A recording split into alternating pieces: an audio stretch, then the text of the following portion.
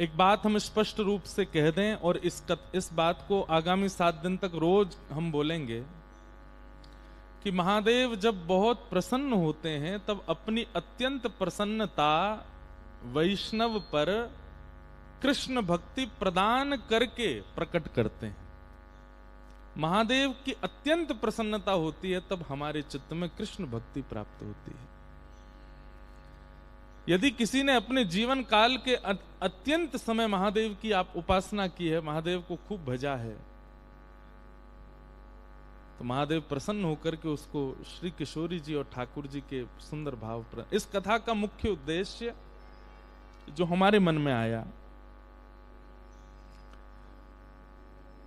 किन किन भक्तों को महादेव की कृपा से श्री ठाकुर जी की भक्ति प्राप्त हुई, हम उन भक्तों का चरित्र यहां कहेंगे।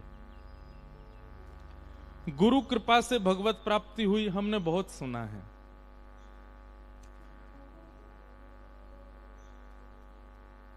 उपासना की पद्धति से, अर्चना की पद्धति से, भजन की पद्धति से, नाम की पद्धति से, कीर्तन से कितनों को वैष्णव भक्तों को भगवत प्राप्ति हुई, ये सब हमने सुना है। पर महादेव ने प्रसन्न होकर के कितनों को भक्ति प्रदान की, ये अब हम सुनेंगे। पहली बात तो क्या भक्ति प्रदान करने वाला, सब लोग बहुत सावधानी से सुनिएगा, महादेव कृष्ण भक्ति प्रदान करते हैं तो क्या महादेव ठाकुर जी से छोटे हैं?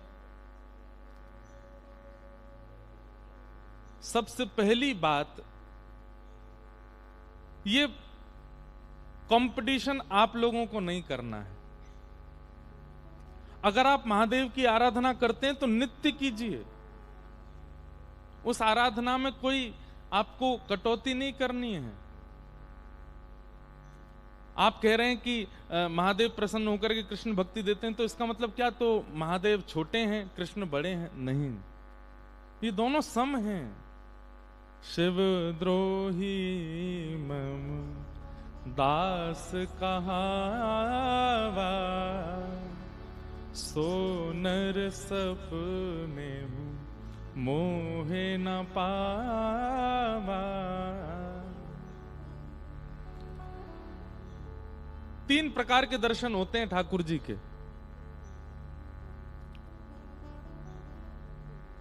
ठाकुर जी अगर आपसे मिलना चाहेंगे तो सबसे पहले आपके स्वप्न में दर्शन होगा। बस करना यह है कि उस स्वप्न दर्शन का कहीं भी प्रचार मत कीजिएगा। हां, गुरु के सन्मुख कह सकते हैं। सब लोग बैठ जाएं, कोई भी अब आए नहीं सामने, बस सुनो कथा। क्या बता रहा था मैं? सबसे पहला दर्शन कौन सा? स्वप्न दर्शन। और स्वप्न दर्शन का प्रचार नहीं। रस बतावे से रस को प्रचार करवे से रस घटे, इसलिए रस जितना हो सके उसको गोपनीय रखो। वस्तु जितनी अनमोल होती है उसको उतना गुप्त रखा जाता है, और जितनी गुप्त रहती है उतनी ज्यादा उसकी सुरक्षा बढ़ती है। भक्ति से ज्यादा अनमोल संसार में कुछ भी नहीं है। इसको जितना हो सके गुप्त रखो।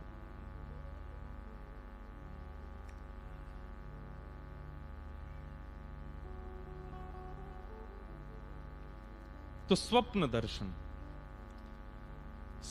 दर्शन जब आपको अनेक बार स्वप्न, प्रत्यक्ष ठाकुर जी नहीं दिखेंगे। दिखना यदि स्वप्न में प्रारंभ होगा तो सबसे पहले आपको भगवत धामों के दर्शन होंगे।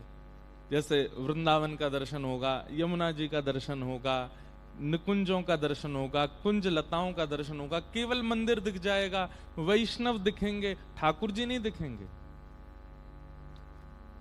भगवत संबंधी धामों का, तीर्थों का, इनका दर्शन होना प्रारंभ होगा।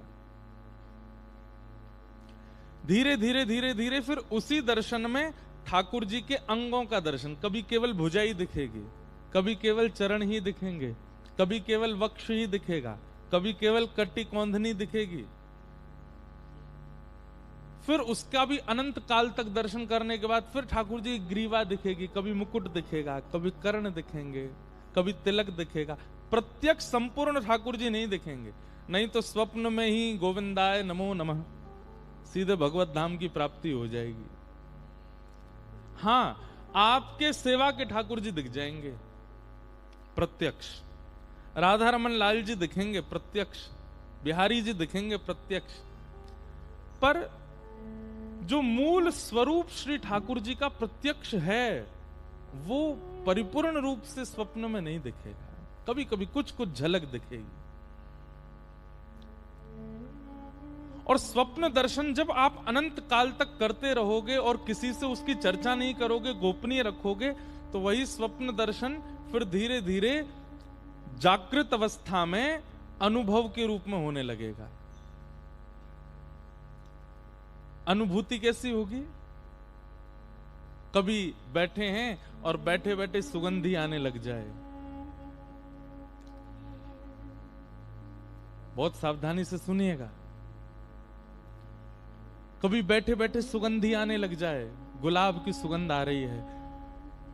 अब आपके मन में भाव क्या आएगा कि कहीं गुलाब रखा होगा या कहीं इत्र होगा। सूर्य नारायण से भी रुका नहीं जा रहा है, वो कह रहे हैं हम भी आएंगे कथा में।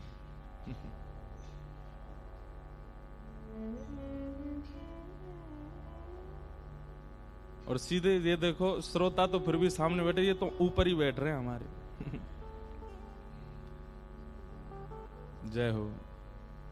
बस पजार मत दियो। आप लोग जानते पजार का मतलब क्या होता है? ब्रज भाषा में कहते हैं, जैसे कहते हैं जला मत देना, उसको ब्रज भाषा में कहते हैं पजार मत दियो। दो चार कुछ नए शब्द भी सीख के जाओ ब्रज भाषा के।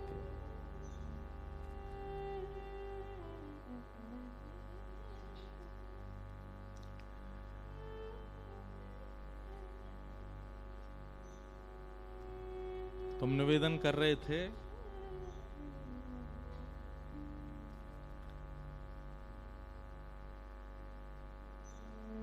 स्वप्न दर्शन, और स्वप्न दर्शन के बाद धीरे धीरे होगा अनुभव। बैठे बैठे सुगंधी आने लग जाए, कभी गुलाब की सुगंधी आ रही है, कभी मोगरे की सुगंधी आ रही है, कभी अन्य अन्य अन्य अन्य पुष्पों के इत्रों की सुगंधी आने लग जाए। और जैसी वो सुगंधी आवे ना, बस नेत्र बंद करके प्रसन्न होना, किसी से कहना नहीं, ना खोजबीन करना। कई लोग संशयात्मिका बुद्धि जिनकी होती है वो खोज भी करते हैं। जिनको संशय होता है अपने प्रेम पर, वो खोज करने जाते हैं, देखूं तो सही है सुगंधी आ कहां से रही। अरे नहीं, हमारे अंदर विश्वास है कि ठाकुर जी हैं, इसीलिए सुगंधी आ रही है, संशय नहीं है।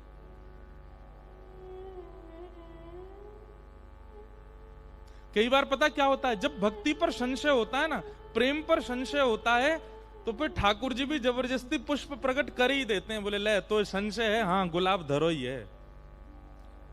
लेकिन संशय नहीं होना तो गुलाब होगा भी नहीं।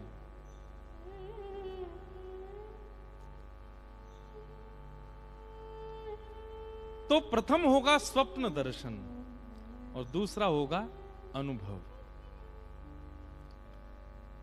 कभी इत्र की कोई सुगंधी, कभी चल रहे हैं कहीं जा रहे हैं तो कोई नूपुर का कोई भाग दिख गया, कहीं कोई पीरा, कोई पीरे पटके की कोई चीर मिल गए। भैया ये हेलीकॉप्टर अभी मत उड़ाई हो, ये जब कोई भजन कीर्तन चले तभी उड़ाई हो, नहीं तो यहाँ पे बैठ के सबरे बागा बॉर्डर चले जाएंगे। हाँ, हमको बस कथा में बहुत ज्यादा शांति चाहिए और कुछ दो चाय मत दो, बस हम बोलते रहें उतनी देर आप श्रवण करो। तो अनुभव दर्शन, कभी ऐसा अनुभव होने लग जाए कि बोलो वृंदावन बिहारी लाल की जय, श्री कृष्ण गोविंद हरे मुरारी, हे नाथ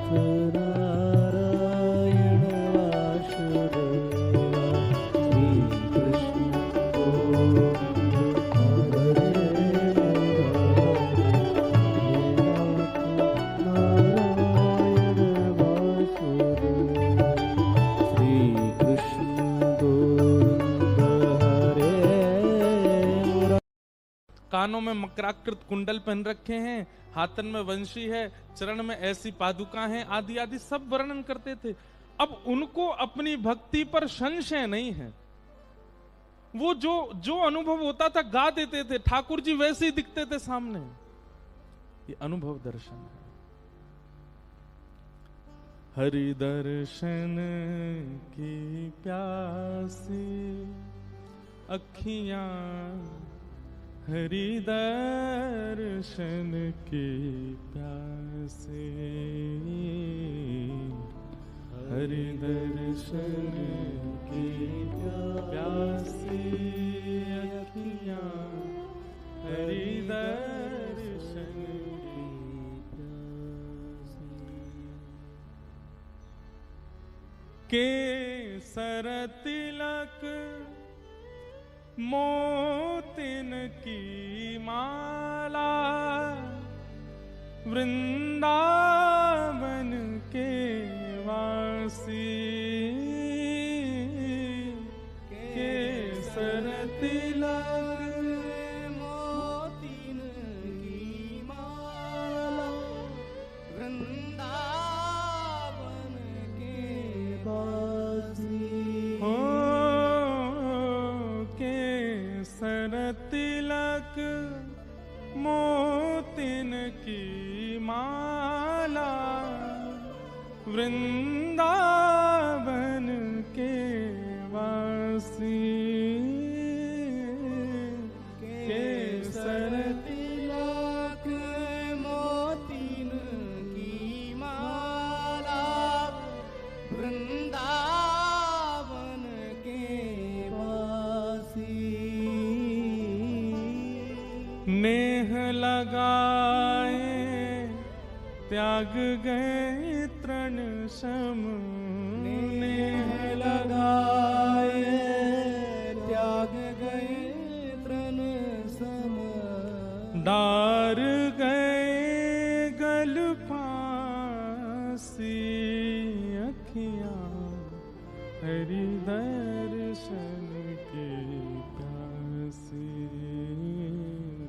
हरि दर्शन की प्यासी अखियां, हरि दर्शन की प्यासी। सूरदास जी को अपनी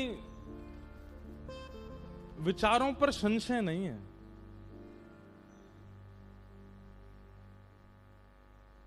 ठाकुर जी अगर इस श्रृंगार में हैं तो श्री सूरदास जी को किसी से पूछने की आवश्यकता नहीं है। उनको विश्वास है कि ठाकुर जी ऐसे ही हैं, इसी श्रृंगार में होंगे। ऐसी पाग है, ऐसी लटकन है, ऐसे नेत्र हैं, ऐसे अधर हैं, ऐसे गाल हैं, ऐसे कपोल हैं, और फिर ठाकुर जी वैसे ही उनको अनुभव कराते हैं।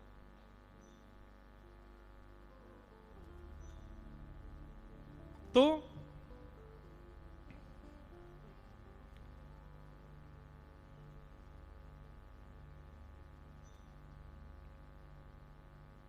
प्रथम है स्वप्न दर्शन और दूसरा है अनुभव दर्शन।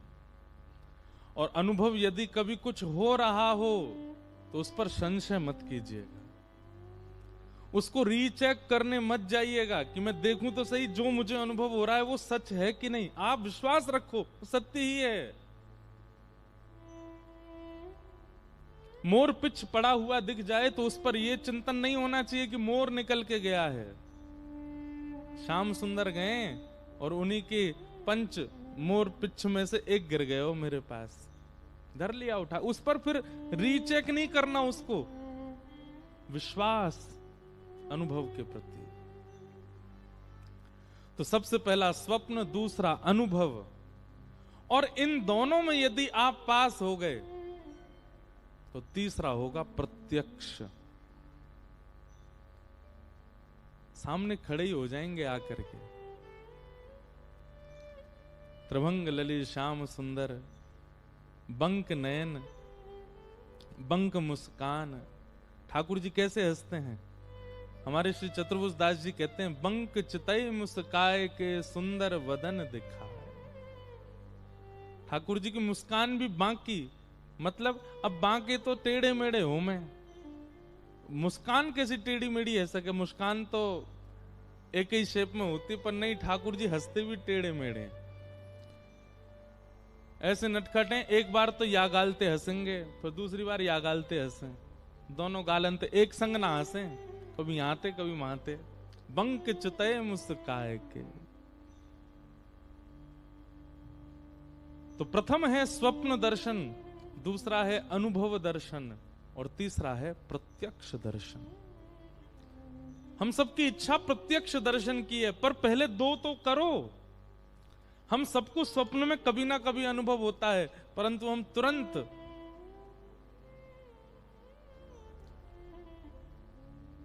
कहीं ना कहीं जाकर के उसका प्रचार कर देते हैं, लोगों को बता देते हैं, या फिर कहीं भी उसको डिस्क्लोज कर देते हैं। और प्रेम बतावे से प्रेम घटे, प्रेम तो घटेगा। मुझे आचार्य चरण का नाम याद नहीं, हमारे ब्रज के एक आचार्य थे, वे अपनी शिखा में, चोटी में एक सूत बांध करके और ऊपर एक खुंटी से उसको बांध देते थे, और हाथ में कलम और पुस्तक लेके बैठते थे। और रात्रि में जैसे ही नींद आती थी, तो जब नींद आती थी तो एक क्षण के लिए उनको भगवत चिंतन होता था। तो स्वप्न का स्वभाव है कि स्वप्न, जैसे आप स्वप्न से बाहर आओगे, स्वप्न भूल जाओगे। तो अपनी किताब और कलम पास रखते थे, जैसे उनको स्वप्न आता था तो जैसे ही सोते सोते आगे की तरफ झुकते थे, चोटी खिंचती थी, तुरंत आंख खुलती थी। जैसे ही आंख खुलती तुरंत उठा के लिख देते, आज मैंने क्या देखा, कहीं मैं भूल ना जाऊं। और इसी प्रकार करते करते स्वप्न दर्शन से ही उनको प्रत्यक्ष दर्शन की अनुभूति हो गई।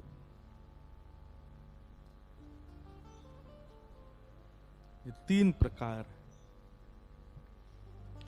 और इन तीनों प्रकारों में जैसे गुरु सहायक हैं, जैसे नामजप सहायक है, जैसे परिक्रमा सहायक है, जैसे आदि आदि सब कारण हमारे ब्रजमंडल में बताए जाते भगवत प्राप्ति के, वो सब सहायक हैं। ऐसे ही महादेव की कृपा सबसे बड़ी सहायक है। महादेव की अति कृपा होती है, तब जाकर के कृष्ण भक्ति प्रजायते, कृष्ण भक्ति प्राप्त होती है।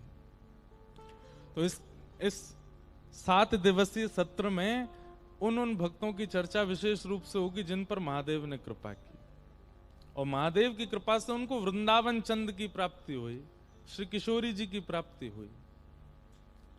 और उनमें सबसे पहला नाम है हमारे श्री नरसिंह मेहता। किनका? नरसिंह मेहता, जिनको ठाकुर जी की परम प्रेम लक्षणा भक्ति प्राप्त हुई। हम भक्तमाल जी का आश्रय और भागवत जी का दोनों का आश्रय लेंगे। और जगह तो भागवत होती है, कहीं कहीं भक्तमाल होती है, परंतु यहां भागवत भक्तमाल दोनों हैं। इसलिए बहुत सावधानी से सुनिएगा। श्री नरसिंह मेहता जी पर कैसी कृपा महादेव ने की और कैसे उनको भगवत प्राप्ति हुई। भक्तमाल जी के छप्पे को पहले हम गाएं, फिर उस छप्पे की व्याख्या में ही नरसिंह जी का चरित्र सुनेंगे। जगत विदित नरसिंह भगत, गुज्जर धर पावन कियो। जगत विदित नरसिंह भगत, गुज्जर घर पावन कियो। जगत विदित नरसिंह भगत, गुज्जर धर पावन कियो। सुन के गाओ।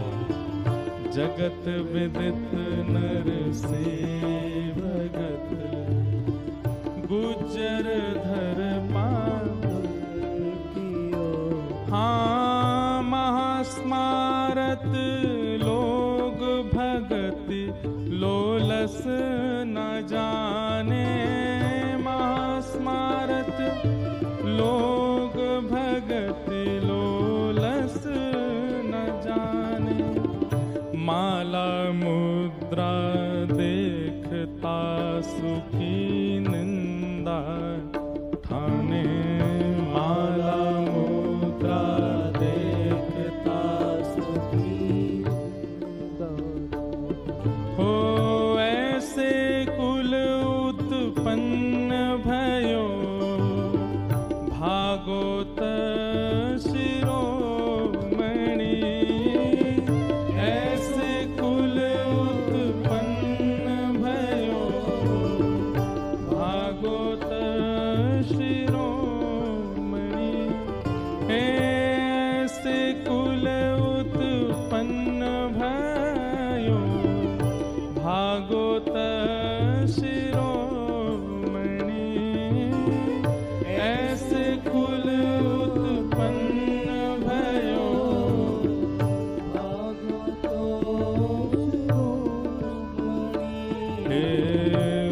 ऊसरते सर कियो खंड दोषहि खोयो जिन ऊसरते सर कियो खंड दोषहि खो।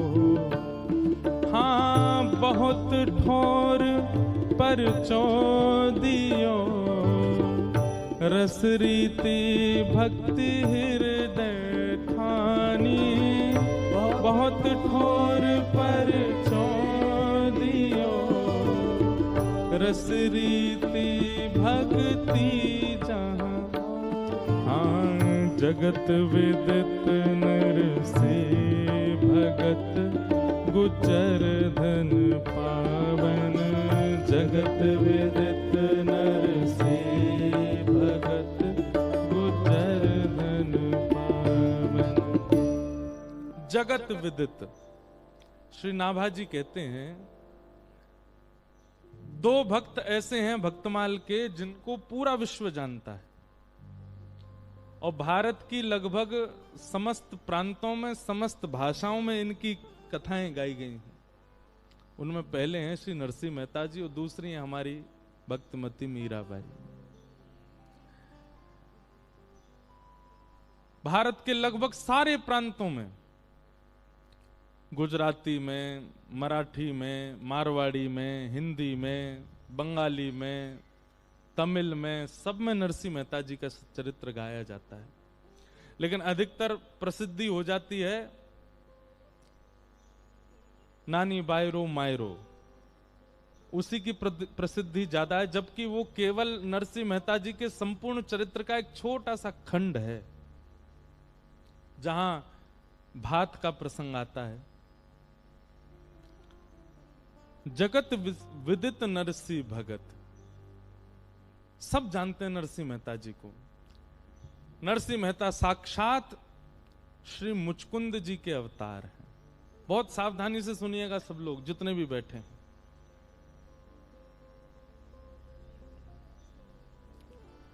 भागवत जी में कथा आती है कि एक मुचकुंद नाम के देव हुए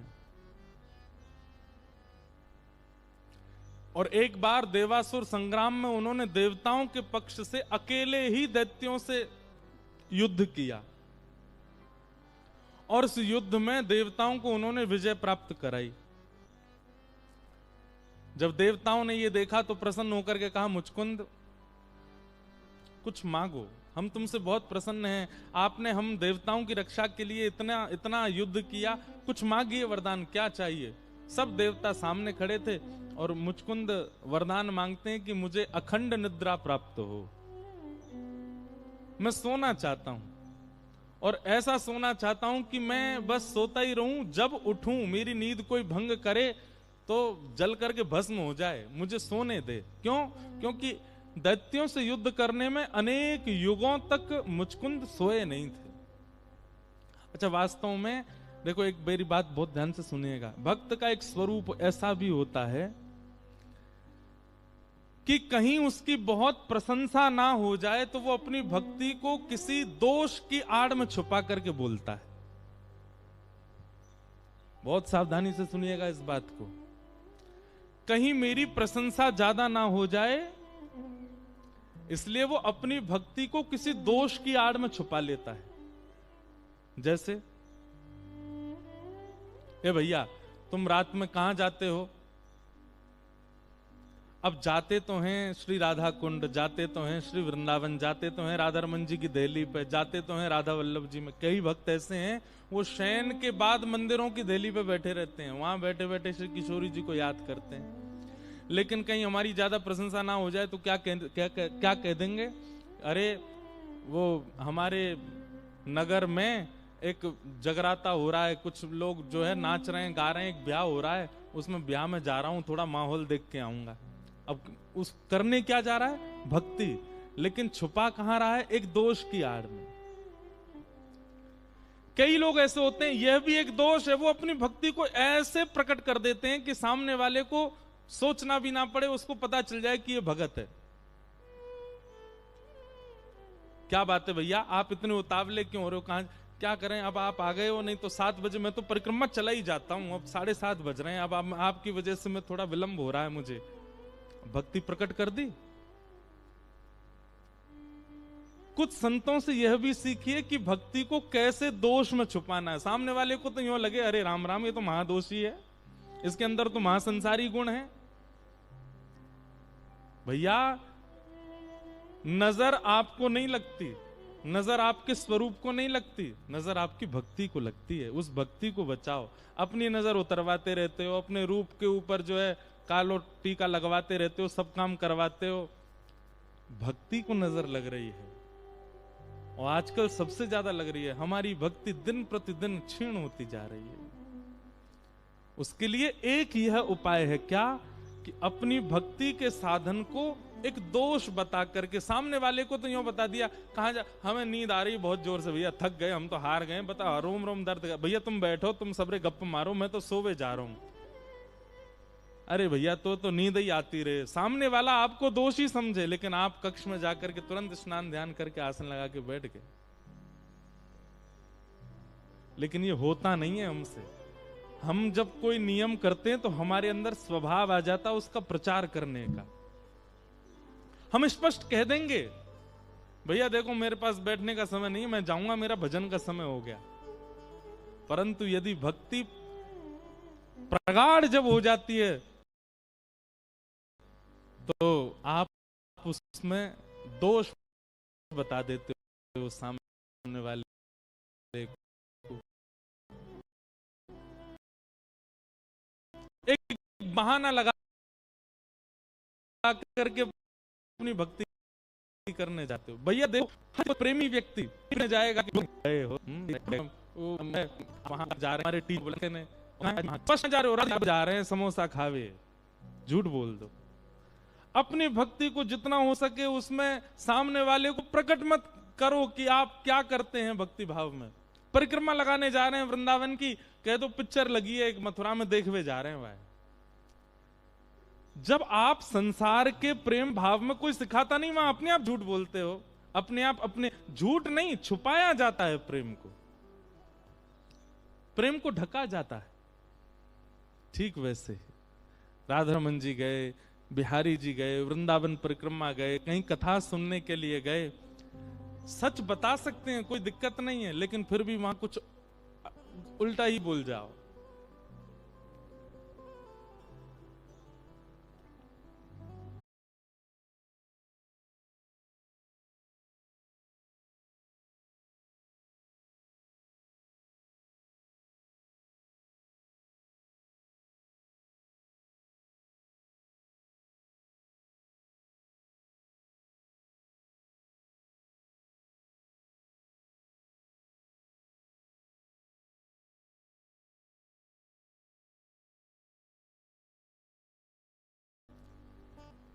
पाओ बात सुना रहे।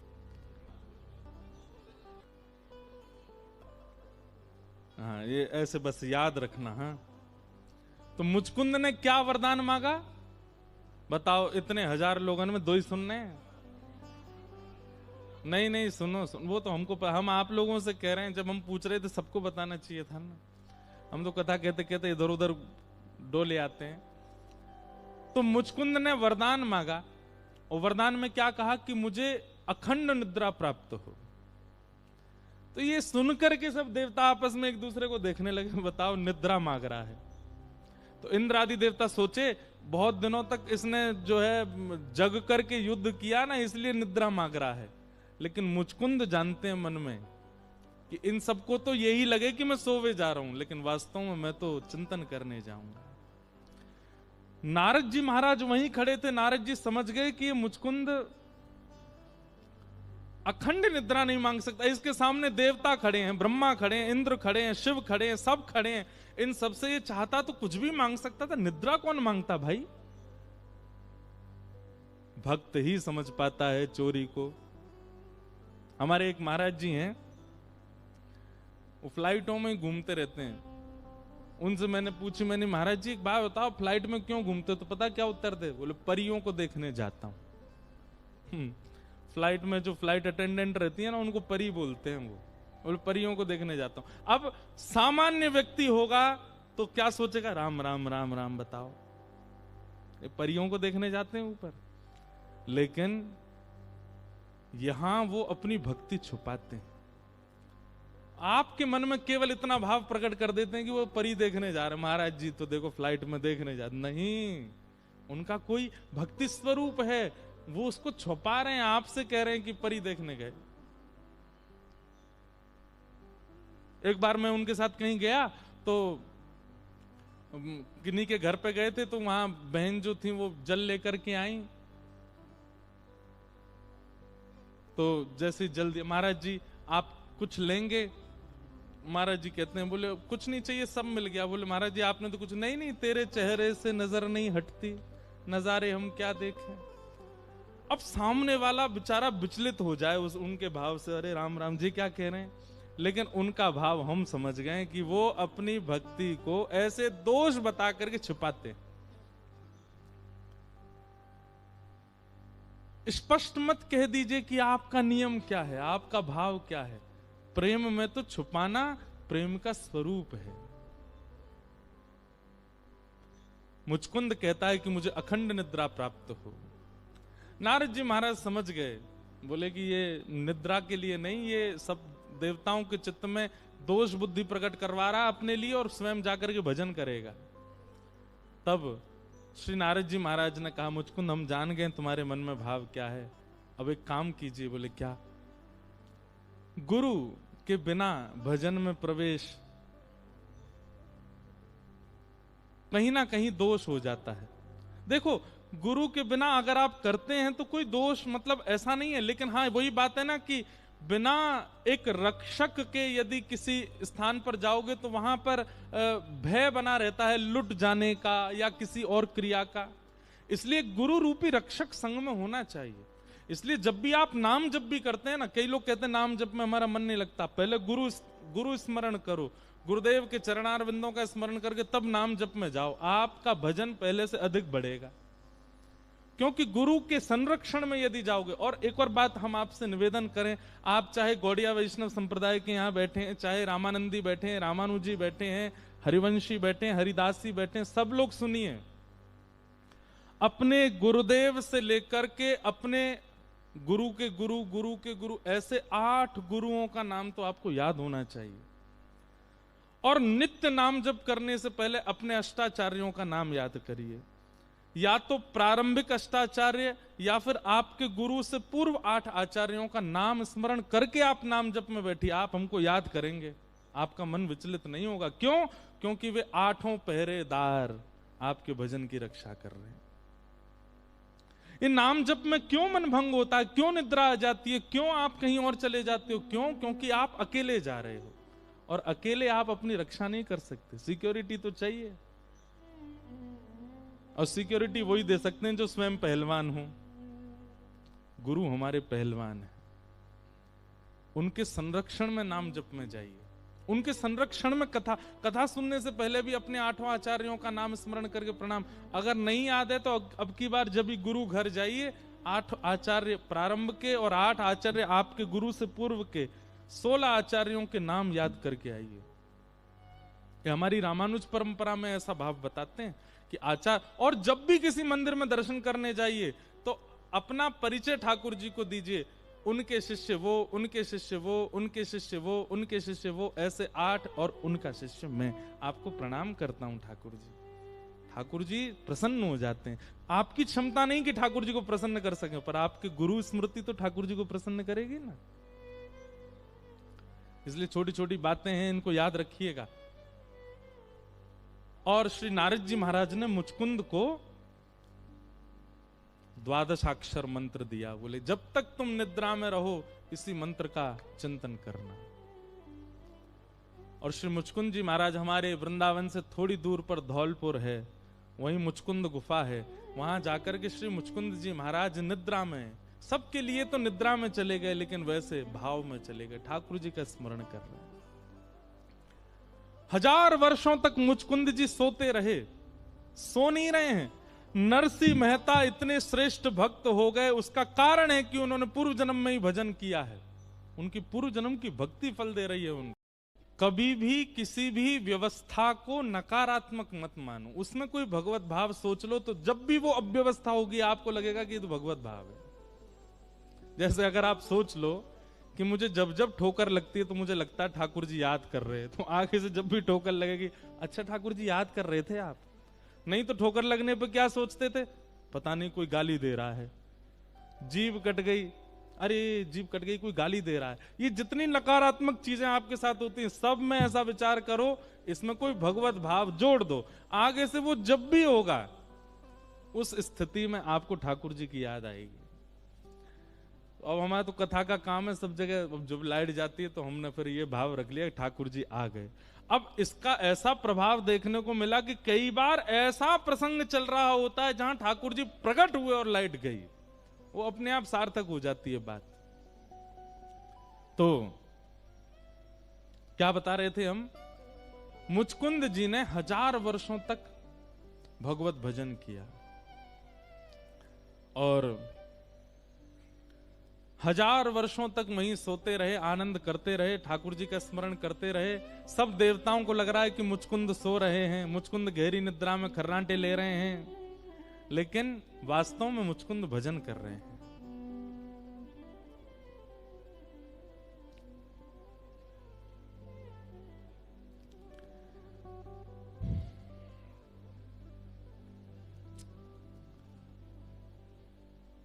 मथुरा पर जब भगवान ब्रज छोड़ के मथुरा आ गए तो मथुरा पर एक तरफ से तो जरासंध ने चढ़ाई की और दूसरी तरफ से काल यवन ने चढ़ाई की। भगवान 17 बार जरासंध को हरा चुके थे। अब की बार यवन देश का कोई यवन आया है युद्ध करने के लिए, उसको भी नारद जी ने भेजा था। काल यवन अपनी सेना लेकर के जैसे ही आया भगवान से युद्ध करने के लिए, तो ठाकुर जी उससे युद्ध करने के लिए अकेले ही गए, कोई और किसी को संग लेकर के नहीं गए। बहुत ध्यान से सुनिएगा। ठाकुर जी उससे युद्ध करने के लिए जैसे ही गए तो काल यवन तो पहले देख के आश्चर्यचकित हो गया, मैं इतनी सेना लेके आए, ये अकेला आ रहा है मुझसे लड़ने के लिए। ठाकुर जी अपने रथ पर बैठ करके गए अकेले और थोड़ी दूर पर जाके रथ रोक दिया, अकेले स्वयं नीचे उतरे और कहा कि हे काल यवन, मैं अकेला लड़ रहा हूं तो तुमको भी अकेला ही लड़ना है मुझसे, आ जाओ। काल यवन लड़ने के लिए आया। भगवान बोले मैंने अस्त्र शस्त्र नहीं रखे हाथ में, तो तुम भी नहीं रखोगे, तुम भी छोड़ो। काल यवन ने भी अस्त्र शस्त्र छोड़ दिए, बोले मैं यहां युद्ध नहीं करूंगा, मेरे मन के स्थान पर युद्ध करूंगा। काल यवन गुस्सा में आ गया, बोले रुक तुझे बताता हूं अभी। ठाकुर जी आगे आगे दौड़ने लगे, पीछे काल यवन दौड़ रहा था। ठाकुर जी सीधे ले गए उसको मुचकुंद की गुफा में। मुचकुंद ने वरदान मांगा था, यदि मेरी कोई निद्रा भंग करे तो मैं उसको देखूं और जल के भस्म हो जाए। ठाकुर जी गए, तुरंत अपनी काली कमरी उतार करके सोते हुए मुचकुंद के ऊपर डाल दी। कितना बड़ा सौभाग्य। जा कारी कमरी के काजे पूरा ब्रजमंडल बाबरो रहो, वो पहली बार कौन को प्राप्त भाई, मुचकुंद को प्राप्त हुई। मुचकुंद के ऊपर ठाकुर जी ने उसको उड़ा दिया और स्वयं जाकर के छिप गए गुफा में। पीछे से काल यवन जैसे ही आया, उसने आकर के देखा, ए छलिया माखन चोर, देख यहां कैसे काली कमरी में छुप करके ढक करके अपने आप को छिप गया है मुझसे, रुक मैं तुझे अभी बताता हूं। जैसे ही उसने मुचकुंद को जोर से हिलाया, तुरंत खड़ा हुआ, नेत्रों से अग्नि प्रकट हो गई और काल यवन जल करके भस्म हो गया। और जैसे ही काल यवन की मृत्यु हुई, तभी उसको देखा त्रिभंग लली श्याम सुंदर खड़े हैं दूर। नेत्र सजल हो गए, ठाकुर जी के चरणों में प्रणाम किया, भगवान ये मैंने क्या कर दिया, ये कौन था, इसकी मृत्यु। भगवान बोले तेरे द्वारा ही उसकी मृत्यु होनी थी, इसलिए योजना बनी, और मुझे तुझे दर्शन देना था, इसलिए योजना बनी। मैं तुम्हारी भक्ति से, तुम्हारे भजन से बहुत प्रसन्न हूं, और सबसे ज्यादा प्रसन्नता मुझे इस बात की कि तुमने अपने भजन को छुपाया निद्रा कह करके।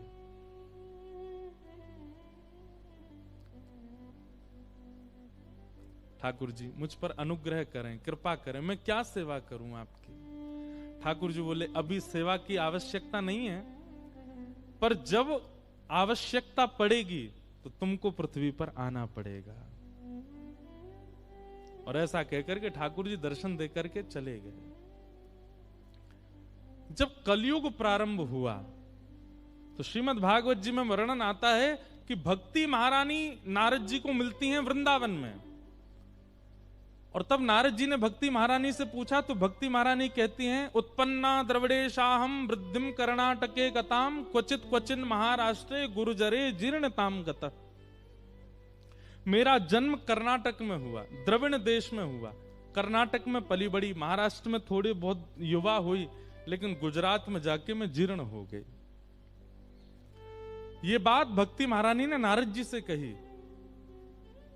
तब नारद जी ने मन में विचार किया कि गुजरात में भक्ति जीर्ण, यानी कि भक्ति, ये आज जिस गुजरात का दर्शन आप करते हैं ऐसा गुजरात पहले नहीं था। पहले गुजरात कैसा था सुनो। माला मुद्रा देख तासुकी निंदा ठाने। गुजरात कैसा था? श्री नाभाजी कह रहे हैं, यदि किसी के गले में कंठी दिख जाती थी, यदि किसी के माथे पर उर्दपुंड दिख जाता था, यदि कोई वैष्णव दिख जाता था गुजरात में, तो गुजरात में एक संप्रदाय थी जिसका नाम था महास्मारत। महास्मारत लोग भक्ति लौल से न जाने।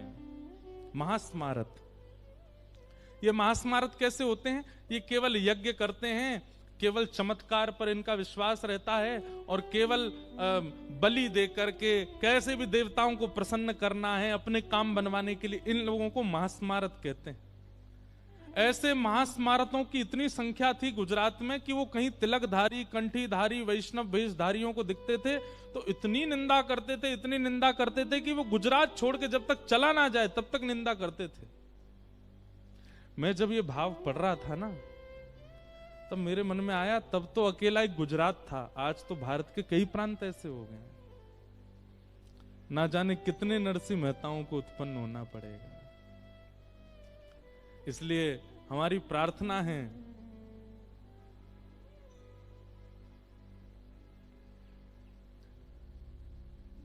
जननी जने सो भक्त जन। यहां जितनी भी माताएं बैठी हैं, कभी अगर भविष्य में आपके गर्भ से कोई बालक जन्म हो ना, तो मन में कभी ये विचार मत करना बहुत बड़ा बिजनेसमैन हो, ये बहुत बड़ा कोई राजा हो, या कोई बहुत बड़ा धनवान हो। एक ही बात सोचना 9 महीने तक, ये जो भी हो भक्त हो और नरसी जैसा हो। हम बहुत बड़ी बात नहीं कह रहे हैं, पर आज पंजाब को भी आवश्यकता है नरसिंह मेहता की, हमारे उत्तर प्रदेश को भी आवश्यकता है नरसिंह मेहता की।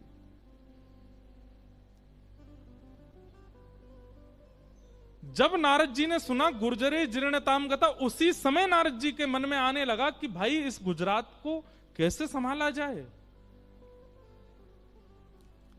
तब नारद जी भगवान के पास गए और कहा कि भक्ति से हमको जो डिटेल मिली है, इस वक्त भारत में सबसे ज्यादा जो खराब स्थिति है वो गुजरात की है। कृपा करके गुजरात में कुछ ऐसा करना पड़ेगा जिससे वहां भक्ति प्रकट हो। तब भगवान ने नारद जी से कहा, आपका ही शिष्य है। कौन? मुचकुंद। उसने बहुत भजन किया है और उसने हमसे कहा था कि हमें कोई सेवा दीजिए। अब उसी मुचकुंद को आप ले जाइए और जाकर के कलयुग में गुजरात में ही उनको जन्म करवाइए। तब श्री नारद जी महाराज मुचकुंद जी के पास गए और कहा, देखिए अब ठाकुर जी ने आपके लिए आज्ञा की है, क्या इतना भजन किया आपने, कहा कोई सेवा दो। अब ठाकुर जी सेवा दे रहे हैं। जिस गुजरात में ऐसी स्थिति है, माला मुद्रा देख तासुकी निंदा ठाने, ऐसे गुजरात में जाकर के आपको भजन करना है। मुचकुंद जी ने वचन दिया, मैं वचन देता हूं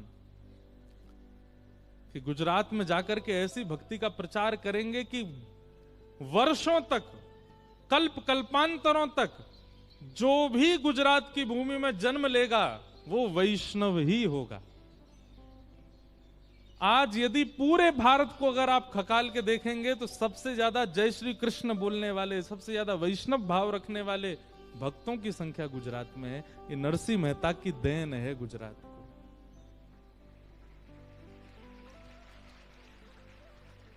हम तो भैया प्रार्थना करेंगे कि एक नरसिंह पंजाब में भी हो। पंजाब की भक्ति में कोई कमी नहीं है। हमारे वृंदावन में, मथुरा में सबसे ज्यादा वैष्णवन की जो भीड़ है वो पंजाब की है। सबसे ज्यादा वृंदावन में बिहारी जी को हमारे सबकी फैन फॉलोइंग बटी हुई है। जैसे सबके सोशल मीडिया है ना, सबकी फैन फॉलोइंग, ऐसे बिहारी जी की, राधा वल्लभ जी की, राधा रमन, सबकी फैन फॉलोइंग बटी हुई है। बिहारी जी की सबसे ज्यादा पंजाब की है। तो आप सब लोग भाग्यशाली हैं, ऐसे जन्मे हैं। तो भगवान की इच्छा हो गई कि कलयुग में नरसिंह मेहता को भेजो पृथ्वी पर। और मैं इसीलिए कहता हूं भैया, अगर हम कृष्ण भक्ति करने के लिए पृथ्वी पर आए हैं तो इसका मतलब हम नहीं आए हैं, ठाकुर जी ने भेजा है। ठाकुर जी ने भेजा। आप यदि भक्त हो चुके हैं और एक लंबा समय भक्ति काल में व्यतीत कर चुके हैं तो इसका मतलब आप उद्देश्य से भेजे गए हो। राधा रमन जी को देख के, बिहारी जी को देख करके नेत्र सजल हो जाते हैं तो इसका मतलब यह कि आपका संबंध प्राचीन है।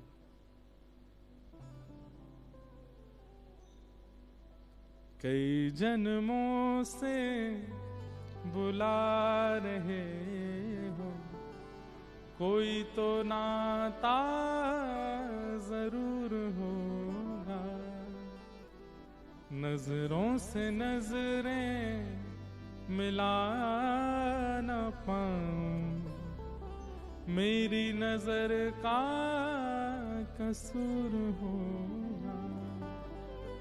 तुम ही तो मेरे माता पिता हो, तुम ही तो मेरे बंधु सखा हो।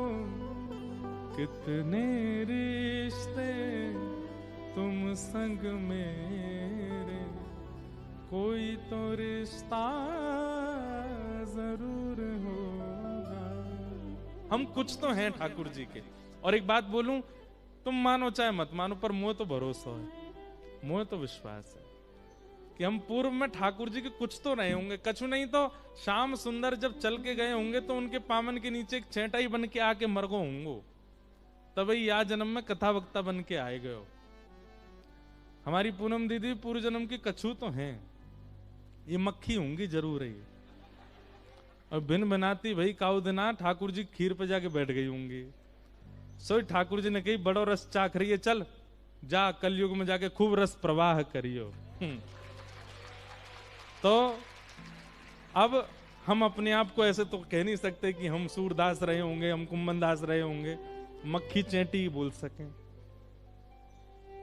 कुछ तो हैं, हमने देखा तो है उनको। तो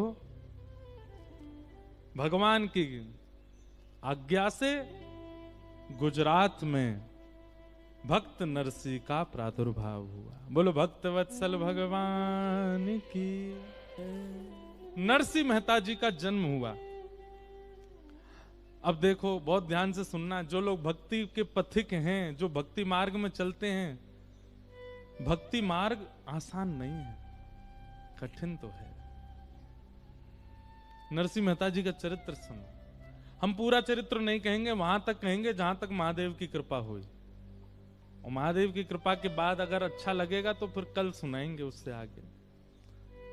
पर मूलतः महादेव की कृपा कहां तक होती है वो प्रसंग हम सुनाएंगे। नरसिंह मेहता जी की माता जी श्री लक्ष्मी गौरी मेहता, और उनके पिताजी का नाम कृष्ण दामोदर दास मेहता। इनकी दो संतान थी। नरसिंह मेहता जी के एक बड़े भैया हैं, बड़े भैया का नाम था वंशीधर मेहता। बहुत सावधानी से सुनो सब लोग, इधर देखो। नरसिंह मेहता जी अपने बड़े भैया से इतने छोटे हैं कि जब नरसिंह मेहता जी का जन्म हुआ तब इनके भैया ब्याहे ठ्याए थे, इनके भैया का ब्याह हो चुका था। मतलब बहू के आगे देवर का जन्म हुआ, भाभी के आगे। इतने छोटे हैं अपने बड़े भैया से, श्री नरसिंह मेहता जी। नेक नेक आगे खिसकाओ सब लोग, और जो जहां हैं वहीं बैठ जाओ, बस बिना बोले चाले आ जाओ।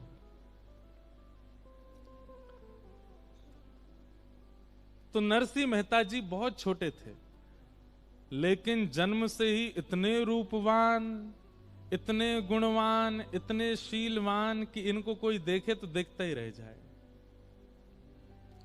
परंतु एक बात याद रखिएगा बंधुओं कि यदि कोई बहुत गुणवान दिख रहा है तो उसका मतलब है कि उसमें कोई दोष तो करके भेजा ही होगा ठाकुर जी ने। संसार में कोई भी व्यक्ति सर्वगुण संपन्न नहीं है। हमने कही सुनते भय खिसक के आगे आ जाओ, हाँ सुनना नहीं छोड़ो, बस जहां है वहीं बैठ जाओ। नरसिंह मेहता जी बहुत सुंदर हैं, लेकिन दोष क्या था? गूंगे और बहरे, ना बोल सकते हैं और ना सुन सकते। इतने सुंदर स्वरूपवान श्री नरसिंह मेहता जी जन्मे। कहां जन्मे? जूनागढ़ के पास में एक गांव था तलाजा, वहां आपका जन्म हुआ। लेकिन बाद में पिताजी व्यापार की दृष्टि से और कुछ अपने गृह आदि के उत्थान के लिए जूनागढ़ आ गए। गुजरात में एक स्थान है जूनागढ़। हमारे वृंदावन से भी जूनागढ़ का संबंध है। महादेव के उपासक भी जूनागढ़ में रहते हैं, देवी के उपासक भी जूनागढ़। जूनागढ़ सबके उपासना का केंद्र है। हमारे श्री राधा वल्लभी परंपरा के एक बहुत अच्छे भक्त हुए, उनका नाम था विठल दास। विठल दास जी भी वहीं रहते थे, जूनागढ़ में ही। बहुत अच्छे अच्छे चरित्र हैं जूनागढ़ के। श्रीमद् भागवत में दत्तात्रेय जी का प्रसंग आता है। दत्तात्रेय जी का स्थान जूनागढ़, वहां पर गिरनार पर्वत है। यदि कभी कोई साधना की इच्छा रखता हो चित्त में तो गिरनार की शरण में जाए। तो नरसिंह मेहता जी का जन्म हुआ। आपके माताजी पिताजी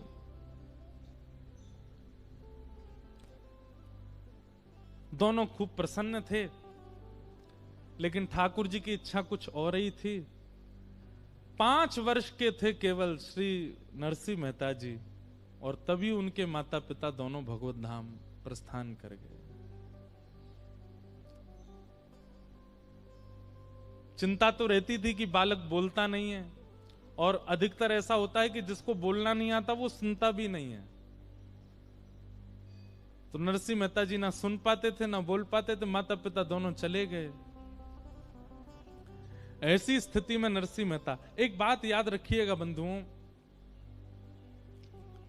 परीक्षाएं बहुत होती हैं। ठाकुर जी के पथ पर यदि आप चल रहे हो और आपकी परीक्षा नहीं हो रही है तो इसका मतलब है कि आप क्लासरूम से बाहर बैठे हो। क्लास में बैठोगे, टीचर की दृष्टि पड़ेगी तो फिर आपसे कुछ भी पूछा जा सकता है। ठाकुर जी की जीवन रूपी परीक्षा में यदि आप बैठे हो तो आपसे हर दिन एक प्रश्न किया जाएगा। प्रश्न मतलब आपकी परीक्षा ली जाएगी।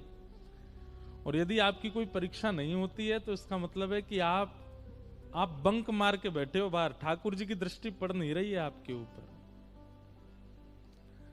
छोटे से नरसिंह मेहता ना बोलना जानते हैं ना सुनते हैं, माता पिता भी बाल अवस्था में छोड़ के चले गए। भैया थानेदार थे, भाभी बहुत कर्कश स्वभाव की थी, छोटे से नरसिंह मेहता थे। तो माता पिता चले गए तो दादी के साथ, जय कुंवरी बाई उनकी दादी का नाम, उनके पास श्री नरसिंह मेहता रहते थे। और उनकी दादी इतनी धार्मिक थी, इतनी भजनानंदी थी, सत्संग में जाना, कीर्तन में जाना, कथाओं में जाना। लेकिन सत्संग कथा सब कुछ करने के बाद जो कथा सुना रहे होते थे उनके चरणों में नरसिंह मेहता को पधराती और कहती कुछ कृपा करो। रूप दिया ठाकुर जी ने, स्वरूप दिया, छरेरा स्वरूप दिया, सब कुछ दिया। माता पिता छीन लिए इसके, मेरे पास रहता है, लेकिन आप कुछ कृपा करो, कम से कम बोलने तो लग जाए। ये बोलता भी नहीं, सुनता भी नहीं। मेरी चिंता केवल इतनी है कि कल को अगर भूख भी लगेगी तो किससे मांगेगा? ये बोल भी नहीं पाएगा कि मुझे भूख लगी है। सब संतों के पास ले जाती, ले जाकर के नरसिंह मेहता को प्रणाम करती और उनसे रोते हुए यही निवेदन करती कि आप कृपा करो। सब संत कहते हैं हाँ होगा, ठीक हो जाएगा, ठीक हो जाएगा। तभी एक शिवालय था जूनागढ़ में, बहुत सावधानी से सुनो, इधर वाले थोड़ा ध्यान ज्यादा रखना, हमारी दृष्टि यहां बहुत कम पड़ेगी। हाँ, तो इसलिए आप लोग हम पर दृष्टि रखना है, कृपा दृष्टि बनाए रखना। हम सामने वाले ने देख रहे हैं, आप हमें देखो। अब यहाँ इधर वाले तो इधर उधर देखते हैं तो हम टोक देते हैं, यहाँ वालों को कैसे टोकें? तो एक अद्भुत महात्मा आए, शिवालय पर आकर के बैठे, ना खाते हैं ना पीते हैं, केवल भजन करते रहते हैं। केवल अवधूत भेष उनका, और महाराज उनके दर्शन के लिए लाखों लोगों की कतार लग जाती। वो किसी से मिलते नहीं थे, एकांत में बैठे रहते, लोग बाहर से दर्शन करके चले जाते। नरसिंह मेहता की दादी छोटे से नरसिंह को लिए गोद में पहुंच गई, वहां पे लाइन में खड़ी रही दिन भर। जब समय आया तो बाबा ने किधर दृष्टि देखो, ने किधर दृष्टि डालो। अरे आप दुनिया को मत देखो, किसी का काम नहीं बना, मेरा काम आप बना दो बस। मेरा बालक है छोटा सा, मेरी आयु का पता नहीं कब चली जाऊं, इसके माता पिता है नहीं, ऐसा रूपवान स्वरूपवान भेजा है, कम से कम इतनी तो आप कृपा कर दो, ये बोलने लग जाए। पता नहीं क्यों उन महात्मा के नेत्र खुले, और जैसे ही उन्होंने नरसिंह मेहता को देखा, मंद मंद मुस्कुरा रहे अपनी दादी की गोद में, तुरंत उस बालक को भीतर बुलाया और दादी लेकर के, जय कुंवरी बाई नरसिंह मेहता को लेकर के भीतर गई। और भीतर जाकर के जैसे ही नरसिंह मेहता के रूप से घुंघराले केश हैं, कटाक्ष ठाकुर जी जैसे नेत्र हैं। ठाकुर जी जब अपने वैष्णव भक्त को भेजते हैं, अपनों जैसो ही बनाते हैं कई बार, और कई बार अगर ठाकुर जी को वैष्णव ठाकुर जी जैसो नहीं दिखे तो ये समझिए वहां को हृदय ठाकुर जी जैसो है। कई लोग होते हैं सुंदर नहीं है लेकिन फिर भी बहुत भक्त हैं, तो इसका मतलब हृदय ठाकुर जी जैसा है। नरसिंह मेहता के रूप को देख करके और उनके सौम्यता को देख करके वो महात्मा बड़े प्रसन्न हो गए। सिर पर हाथ फेरते हुए बोले, बोलो बेटा राधे कृष्ण। 3 बार बोले, बोलो बेटा राधे कृष्ण, राधे कृष्ण, राधे कृष्ण। और 3 बार राधे कृष्ण जैसे ही सुना, चौथी बार नन्हे से नरसिंह मेहता 5-6 वर्ष की आयु में पहली बार बोल पड़े राधे कृष्ण। अब बताऊं भेद क्या था? नरसिंह मेहता गूंगे नहीं थे, लेकिन संसार कहीं मुझे अपनी माया में घेर ना ले, इसलिए जानबूझ करके बोल नहीं रहे थे। ठीक ऐसा ही चरित्र श्रीमद् भागवत में आया है जड़ भरत जी का। उनका नाम जड़ भरत इसलिए पड़ा क्योंकि वो जानबूझ करके जड़ बने थे। एक चौपाई नहीं है कोई, वैसे ही किसी संत का हमने सुना था, लेकिन लिखने योग्य और याद करने योग्य बात है। जो अपनों सुख चाहे हो तो मूर्ख बन के रहो। क्या? अपना सुख चाहते हो तो मूर्ख बन के रहो। आप जितने ज्यादा प्रबुद्ध बन करके रहोगे उतनी ज्यादा संसार आपको परेशान करेगा। चाय पीने की अरे हम बना के लाते हैं बढ़िया हैं, इलायची महाराज और क्या बोलते हैं उसको, अदरक ले, काली मिर्च ले, बढ़िया बना दी तो रोज तुम ही खोजे जाओगे। कहां हो? जल्दी आओ, बाइक पे बैठ के चाय बना जाओ हमारे लिए। लेकिन पहली बार में ही चाय ऐसी बना के पिला दी कि महाराज नरक की याद आ गई। अगली बार कहोगे चाय बनाओ, भाई तू बैठो ही रहे, तू मत बना। लेकिन ये जानबूझ के नहीं करना है। भजन के लिए अगर ऐसा करना पड़े संसारियों के सामने तो ये बहुत अच्छा है। भाई अगर हमने ज्यादा अपनी प्रबुद्धता दिखा दी तो ये सबरे तो हमको लगा देंगे संसार में। इसलिए नरसिंह मेहता वो गूंगे नहीं थे। वो महात्मा पहचान गए कि ये बालक गूंगा नहीं है, ये तो कोई पूर्व जन्म का साधक है। कहीं संसार मुझे ना बोलने में लगा दे, संसार मुझे अपना ना बना ले, इसलिए जन्म से ही करके बैठा है कि मैं बोलूंगा नहीं। अब तो महाराज राधे कृष्ण उनसे क्या बुलवाया, राधे कृष्ण राधे कृष्ण। कहां तो 5 वर्ष तक बोले नहीं, और अब बोलना शुरू किया तो अब शांत हुए नहीं। अब तो चलते हैं तो राधे कृष्ण, बैठते हैं तो राधे कृष्ण, रोते हैं तो राधे कृष्ण, भूख लगती है तो राधे कृष्ण, प्यास लगती है तो राधे कृष्ण, 24 घंटा उठते बैठते चलते फिरते। अब तो उनको शांत करना पड़ता है। अरे नरसी थोड़ा शांत है जा।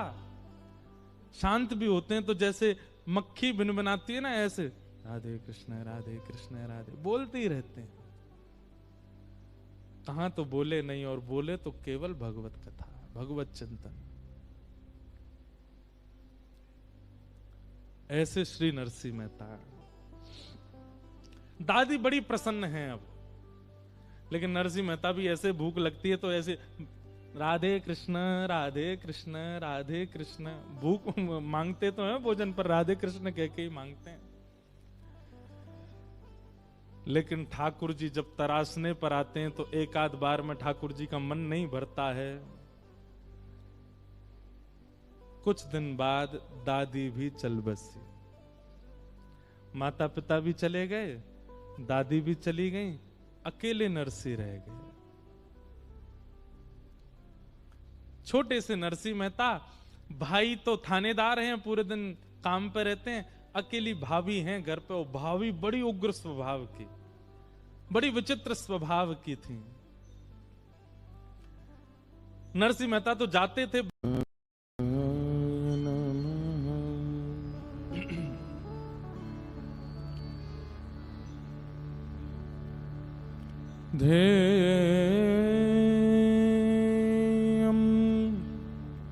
सदा। तुरंत उस बालक को भीतर बुलाया और दादी लेकर के, जय कुंवरी बाई नरसिंह मेहता को लेकर के भीतर गई। और भीतर जाकर के जैसे ही नरसिंह मेहता के रूप से घुंघराले केश हैं, कटाक्ष ठाकुर जी जैसे नेत्र हैं। ठाकुर जी जब अपने वैष्णव भक्त को भेजते हैं अपनों जैसो ही बनाते हैं कई बार। और कई बार अगर ठाकुर जी को वैष्णव ठाकुर जी जैसो नहीं दिखे तो ये समझिए वहां को हृदय ठाकुर जी जैसो है। कई लोग होते हैं सुंदर नहीं है लेकिन फिर भी बहुत भक्त हैं, तो इसका मतलब हृदय ठाकुर जी जैसा है। नरसिंह मेहता के रूप को देख करके और उनके सौम्यता को देख करके वो महात्मा बड़े प्रसन्न हो गए। सिर पर हाथ फेरते हुए बोले, बोलो बेटा राधे कृष्ण। 3 बार बोले, बोलो बेटा राधे कृष्ण राधे कृष्ण राधे कृष्ण। और 3 बार राधे कृष्ण जैसे ही सुना, चौथी बार नन्हे से नरसिंह मेहता 5-6 वर्ष की आयु में पहली बार बोल पड़े राधे कृष्ण। अब बताऊं भेद क्या था। नरसिंह मेहता गूंगे नहीं थे, लेकिन संसार कहीं मुझे अपनी माया में घेर ना ले इसलिए जानबूझ करके बोल नहीं रहे थे। ठीक ऐसा ही चरित्र श्रीमद् भागवत में आया है जड़ भरत जी का। उनका नाम जड़ भरत इसलिए पड़ा क्योंकि वो जान मूर करके जड़ बने थे।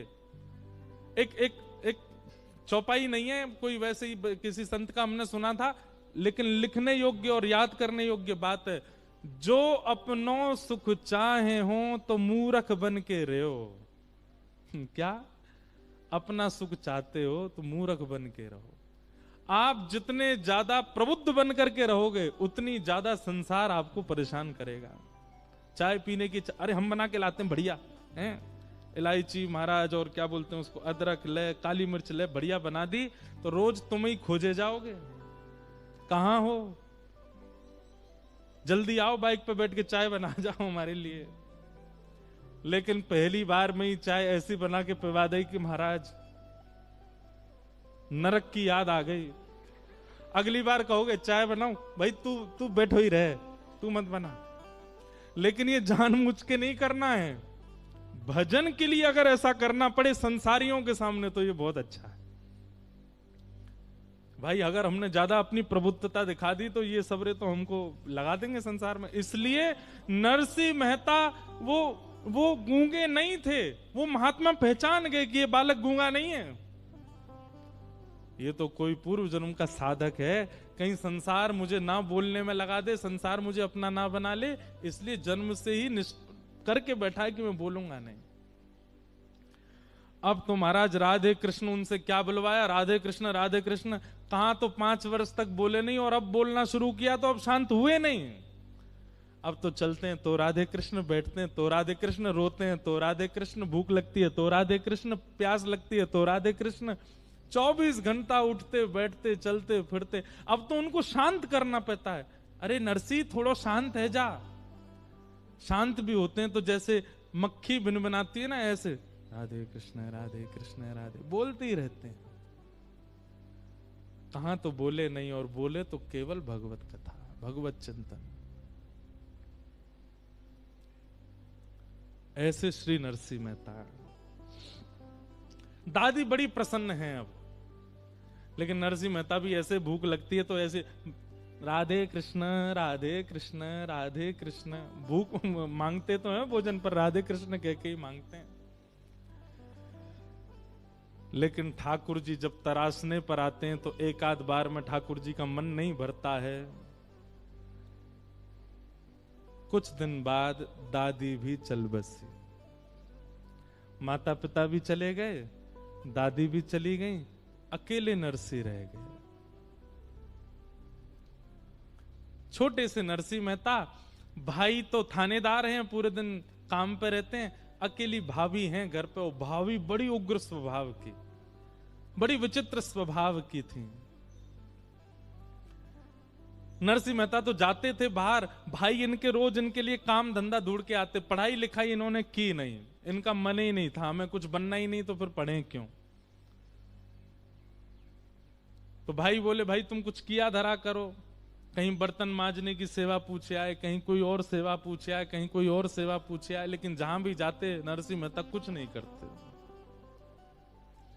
लेकिन जहां भी सत्संग होता, कहीं भजन मंडली बैठी होती, वहां जाकर के प्रेम से भजन कीर्तन करते, भंडारा पाते। इसी में सुख मिलता नरसिंह मेहता को।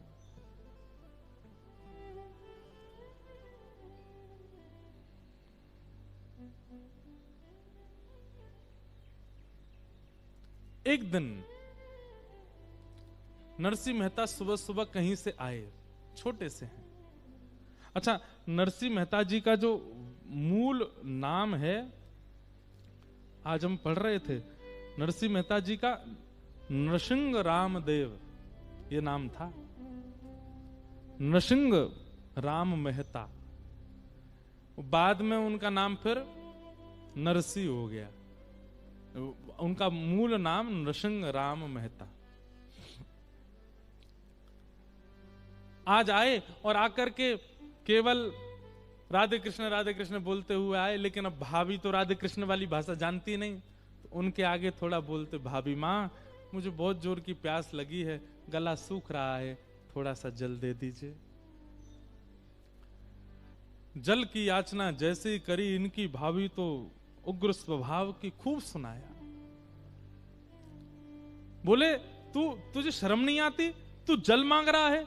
तेरे भैया रात दिन मेहनत करते हैं, खून पसीना एक करते हैं, उसके बाद थोड़ा समय मिलता 2 रोटी खाने के लिए यहाँ आते हैं। तू कुछ नहीं करता, पूरे दिन पड़ा रहता है, इतने काम धंधे तेरे चालू करवाए, उनमें भी तू कुछ नहीं कर पाया, 1 रुपया कमा के घर नहीं लाता, घर के किसी भी कार्य में हाथ नहीं बटाता, पूरे दिन पड़ा रहता, पड़ा जो है मोटा हो रहा है, और आज मुझसे जल मांग रहा है। तेरे जैसे देवर को अगर मुझे छूट मिल जाए तो जल नहीं विष पिलाना चाहिए। एकमात्र, अब देखो ठाकुर जी की लीला, भाई छोड़या बंधु छोड़या जग सोई, साधुअन संग बैठ। सबकी कथा सुन लीजिए, सारे भक्तन के सबसे पहले संसार ही छुड़वाए ठाकुर जी ने। इसलिए भैया जाकू संसार तो बहुत मोह हो ना, ठाकुर जी तने दूर ही रही हो। इसका मतलब ये नहीं है कि नरसिंह मेहता की तरह सब भगवत धाम चले जाएंगे, पर आपका ममत्व कम हो जाएगा। ऐसो दुख दी जो ही माही, हमारे हरिवंश परंपरा के श्री भोरी सखी कहती हैं, बस्ती छोड़ एकांत बिठावो, बातन सो घबराही, ऐसो दुख दीजो ही माही। संसार को ये दुख लगता है, परंतु भक्त को बहुत अच्छा लगता है, उसको सबसे दूर कर देते हैं ठाकुर जी। आज भाभी ने रोष करके, चिल्ला करके, डांट करके, निकल जा घर से बाहर, करता धरता कुछ है नहीं, पानी मांग रहा है मुझसे। बंधुओं, नरसिंह मेहता ने ना एक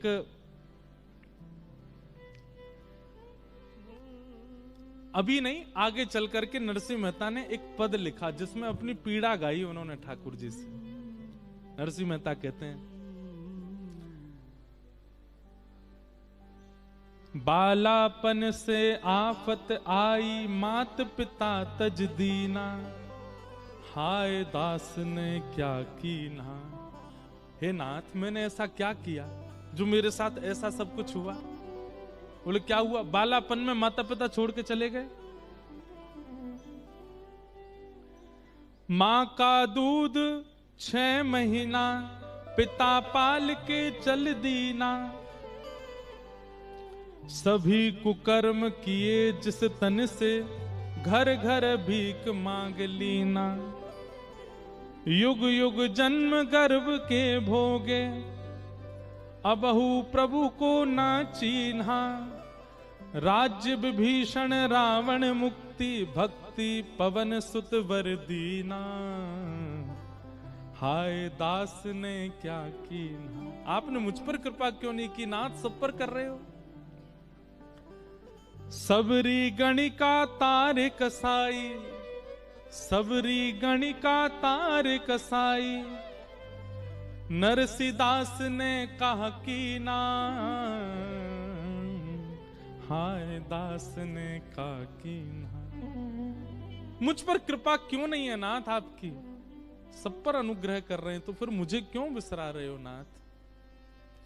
आज जब भाभी ने कर्कश वाणी बोली तो पहली बार नरसिंह मेहता के नेत्र सजल हो गए। क्या मैं इतना अभागा हूं? बचपन से आज तक मैंने कोई सुख की याचना की नहीं, देखा भी नहीं, जल भी अब नसीब नहीं है।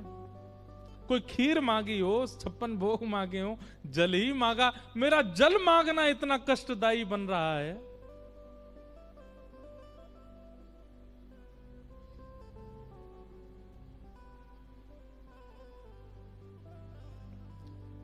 क्या वह स्वभाव पहला, सरकार अब नहीं। हमारे ब्रज में बिंदु जी महाराज ठाकुर जी से शिकायत करते हुए कहते हैं, बोले नाथ, जैसे लोग बदल जाते हैं ना, ऐसे आप भी बदल गए हो। बोले आपका पहले स्वभाव बहुत अच्छा था। बोले क्यों? गजेंद्र को तार दिया आपने जो मानव नहीं था, मीराबाई को तार दिया आपने जो वेद शास्त्रों के श्लोक नहीं जानती थी, कबीरदास को तार दिया आपने जो ऐसे श्रेष्ठ कुल में भी नहीं जन्मे थे, रैदास को तार दिया आपने। हम में कौन सी कमी रह गई? हमको क्यों नहीं तारते हो नाथ? तब श्री बिंदु जी महाराज ये ठाकुर जी से शिकायत करते हुए गाते हैं। बहुत सुंदर भाव है, गाइएगा मेरे साथ। मानो नरसिंह मेहता भी आज ठाकुर जी से कह रहे हैं, नाथ मुंह में कहा कमी रह गई? 6 वर्ष के बालक की इतनी परीक्षा। एक बात कह दें फिर गाएंगे, भक्ति इज इक्वल टू परीक्षा। अगर परीक्षा जीवन में नहीं है तो आप अपने आप को भक्ति मार्गी मत कहिए। बहुत परीक्षाएं आती हैं, न तन का सुख रहेगा, ना मन का सुख रहेगा, ना बुद्धि का सुख रहेगा, ना पारिवारिक सुख रहेगा। सारे संसार को दिखने वाले सुख नहीं रहेंगे, लेकिन फिर भी आप प्रसन्न रहोगे। ये भक्ति। घर का प्राणी कहा ना माने, मन मन खुशी मनाओ। कोई भी आपके अनुकूल नहीं रहेगा, लेकिन फिर भी आप खुश रहोगे। यही तो बात है। लंग्स काम नहीं कर रहे, ऑक्सीजन नहीं आती है, बुद्धि आधी पैरालाइज हो गए हो, किडनी फेल हो गई है, हाथ पांव चलते नहीं है, लेकिन फिर भी प्रसन्न रहोगे। पत्नी अनुकूल नहीं है, बच्चे सुनते नहीं है, परिवार के सब लोग निंदा करते हैं, लेकिन फिर भी प्रसन्न रहोगे। ये भक्ति का स्वरूप है। देह को मिलने वाला सुख नहीं मिलेगा, लेकिन फिर भी प्रसन्न रहोगे। लेकिन हम फिर भी शिकायत करेंगे, क्या वह स्वभाव पहला सरकार अब नहीं है। क्या वह स्वभाव पहला सरकार अब नहीं है। हम दीनों के वास्ते क्या दरबार अब नहीं है। हम दीनों के वास्ते क्या दरबार अब नहीं है। ओ क्या वह स्वभाव पहला सरकार अब नहीं है। क्या वह स्वभाव पहला सरकार अब नहीं। बिंदु जी कहते हैं, या तो दयालु मेरी दृढ़ दीनता नहीं है। या तो दयालु मेरी दृढ़ दीनता नहीं है। या तो दयालु मेरी दृढ़ दीनता नहीं है। या तो दयालु मेरी दृढ़ दीनता नहीं है। या दीनों की तुम्हें ही दरकार अब नहीं है। या दीनों की तुम्हें ही सरकार अब करताल बजा के गाओ। हे क्या वह स्वभाव पहला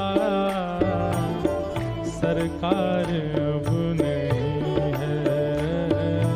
क्या वह स्वभाव पहला सरकार अब नहीं है। पहले तो बिंदु जी ने खुद को कोसा, या तो दयालु मेरी दृढ़ दीनता नहीं है, मेरी दीनता में कोई कमी है। लेकिन थोड़ी देर बाद कह रहे हैं, नहीं नहीं मैं तो दीन पूरा हूं। लगता है आपको दीनों की जरूरत ही नहीं है आजकल। आपको भी चतुर लोग ही ज्यादा प्रिय लगते हैं, दीन प्रिय नहीं है। क्या वह स्वभाव पहला सरकार अब नहीं है। क्या वह स्वभाव पहला सरकार कुल वृंदावन बिहारी लाल की।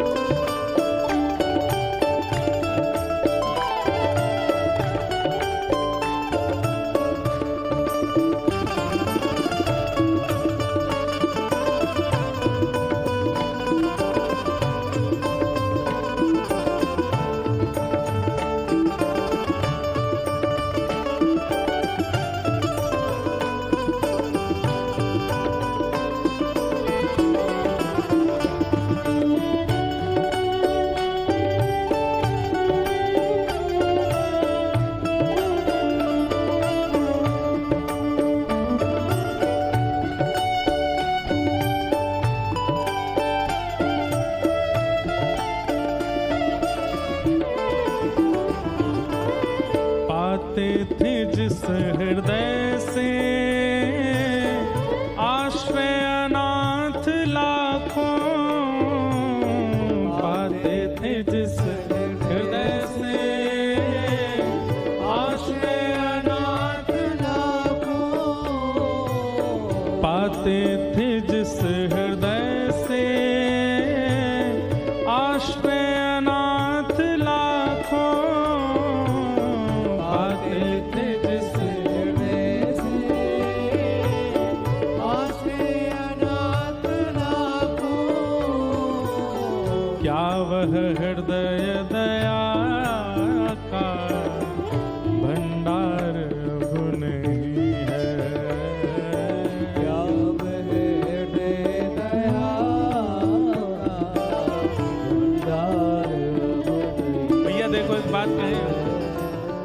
इस भजन का गलत अर्थ मत निकालना। क्या ठाकुर जी दयालु नहीं है?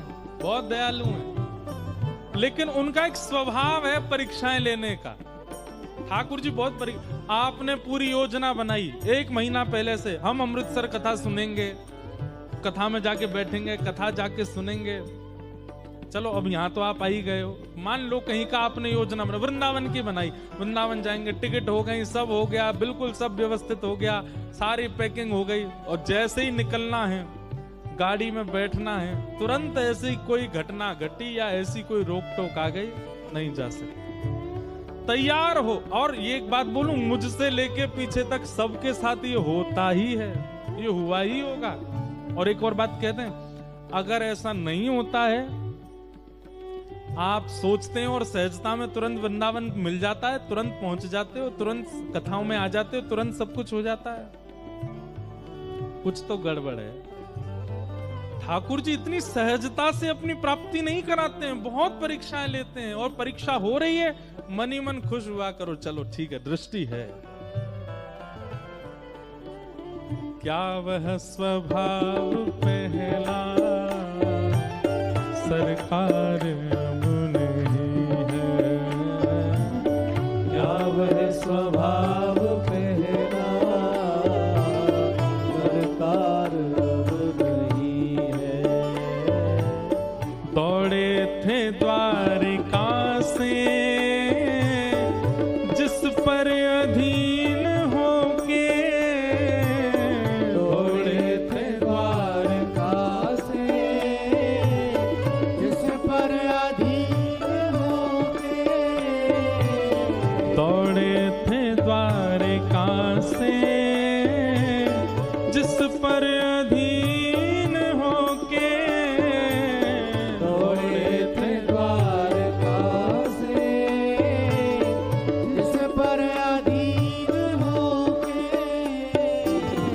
उस अश्रु बिंदु से भी क्या प्यार अब नहीं है, उस अश्रु बिंदु से भी क्या प्यार अब नहीं। पांडवों की सभा में निर्वस्त्र हो रही है द्रौपदी, और जैसे ही नेत्रों से अश्रुपात हुए, दोनों भुजा उठा करके, हे कृष्ण द्वारिकावासी क्वासी क्वासी महाभुजा, जैसे ही पुकारा द्वारिकाधीश को, वशन रूप भय श्याम, तुरंत ठाकुर जी द्वारिका से दौड़ करके गए, वस्त्र बन करके द्रौपदी की लज्जा को बचाया, द्रौपदी की लाज को बचाया।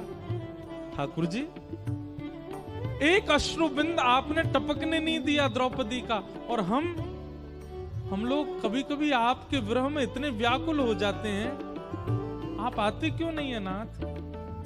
उस अश्रु बिंदु से भी क्या प्यार अब नहीं है, उस अश्रु बिंदु से भी क्या प्यार अब नहीं है। ओ क्या वह स्वभाव पहला सरकार अब नहीं है, क्या है स्वभाव पहला सरकार अब नहीं है। ओ हम दीनों के वास्ते क्या दरबार अब नहीं है, और वीरों के वास्ते क्या दरबार अब नहीं। गोविंद बोलो हरि गोपाल बोलो, गोविंद बोलो हरि गोपाल बोलो, श्री गोविंद बोलो हरि गोपाल बोलो, गोविंद बोलो हरि गोपाल बोलो, श्री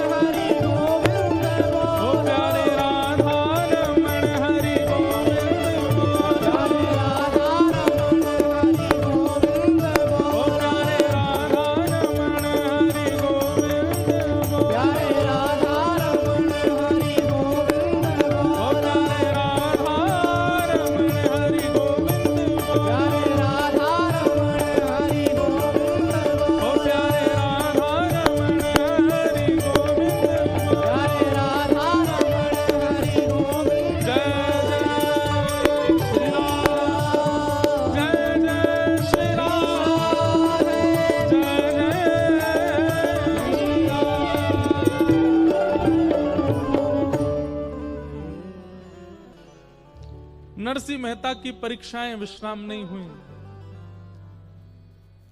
घर से निकाल दिया भाभी ने। अब कहां जाएं?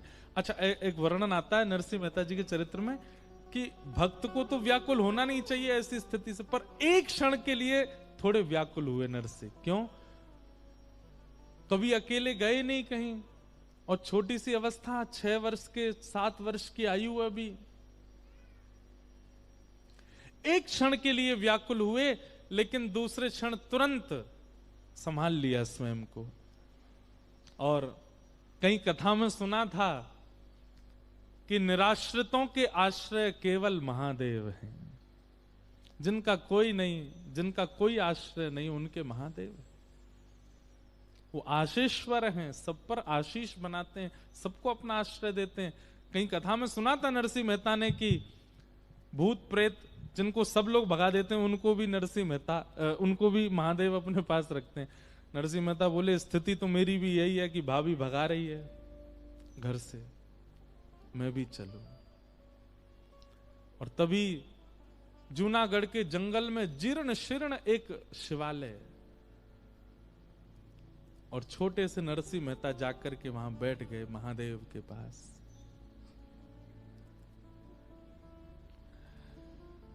महादेव ने मन में विचार, नरसिंह मेहता ने मन में विचार किया कि प्राण त्यागना, आत्मदाह करना, ये एक वैष्णव का लक्षण नहीं है।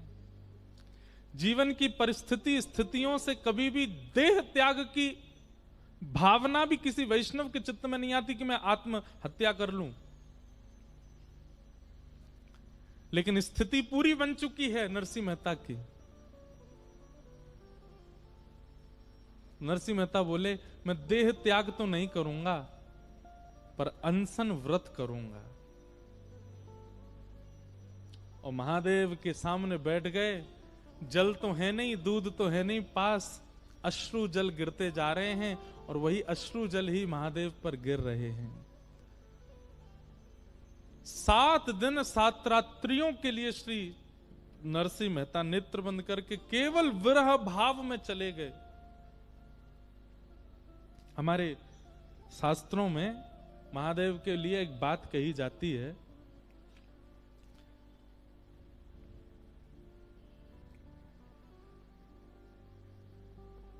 कि महादेव महादेव महादेवेति यो वदेत एकेन शंभु प्रीता स्यात् द्वाभ्याम शंभूर्णी भवेत। इतनी सुंदर बात है, बहुत ध्यान से सुनना। हमारे शास्त्र कह रहे हैं कि एक बार यदि महादेव के सामने जाकर के दोनों भुजा उठा करके कोई द्रवित हृदय से, कोई आर्त हृदय से एक बार कह दे महादेव, तो महादेव अपनी योग निद्रा से, अपने ध्यान से तुरंत नेत्र खोल करके उसको देखने लग जाते हैं, और तुरंत महादेव लग जाते हैं कि इसकी पीड़ा क्या है, उसको मैं निवृत्त कर दूं, उसको मैं निवारण कर दूं। एक बार महादेव का नाम कोई आर्त भाव से कह दे तो महादेव उसकी समस्याओं को हल करने में लग जाते हैं। लेकिन यदि कोई 3 बार महादेव कह दे, एक बार में जब महादेव ऐसे हो जाते हैं, तो 2 बार और जब वो महादेव कहता है तो महादेव सोचते हैं अब तो मेरे ऊपर ऋण आ गया, अब तो इसने मुझको ऋणी बना दिया है। महादेवेत यो वदेत एकेन शंभु प्रीतायस्य, एक बार से शंभु महादेव इतने प्रसन्न हो जाते हैं। द्वाभ्याम शंभु ऋणी भवेत, 2 बार में तो महादेव पे ऐसा लगता है उनको कि मुझ पर ऋण आ गया हो। और यहां 7 दिन 7 रात्रि बीत गई, महादेव को एक बार भी ऋण नहीं लगा अपने ऊपर। छोटे से नरसिंह मेहता, नेत्रों से अश्रुधार गिर रही है महादेव के ऊपर।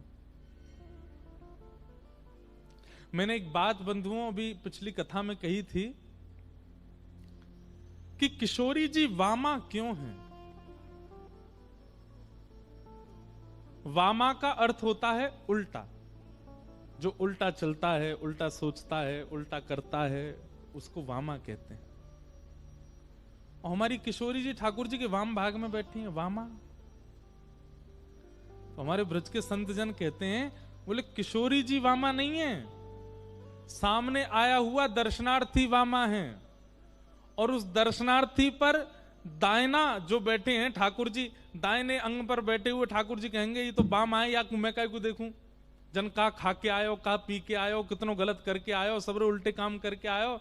तो वामा व्यक्ति जब आएगा, मतलब उल्टे स्वभाव वाला, उल्टी क्रियाओं वाला व्यक्ति सामने जब आएगा तो उसको फिर वामा ही देखेंगे ना।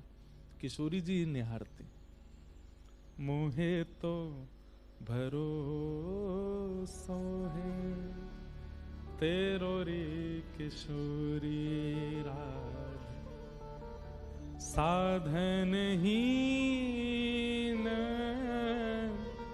दीन में राधे, साधन हीन दीन में राधे, तुम करुणामयी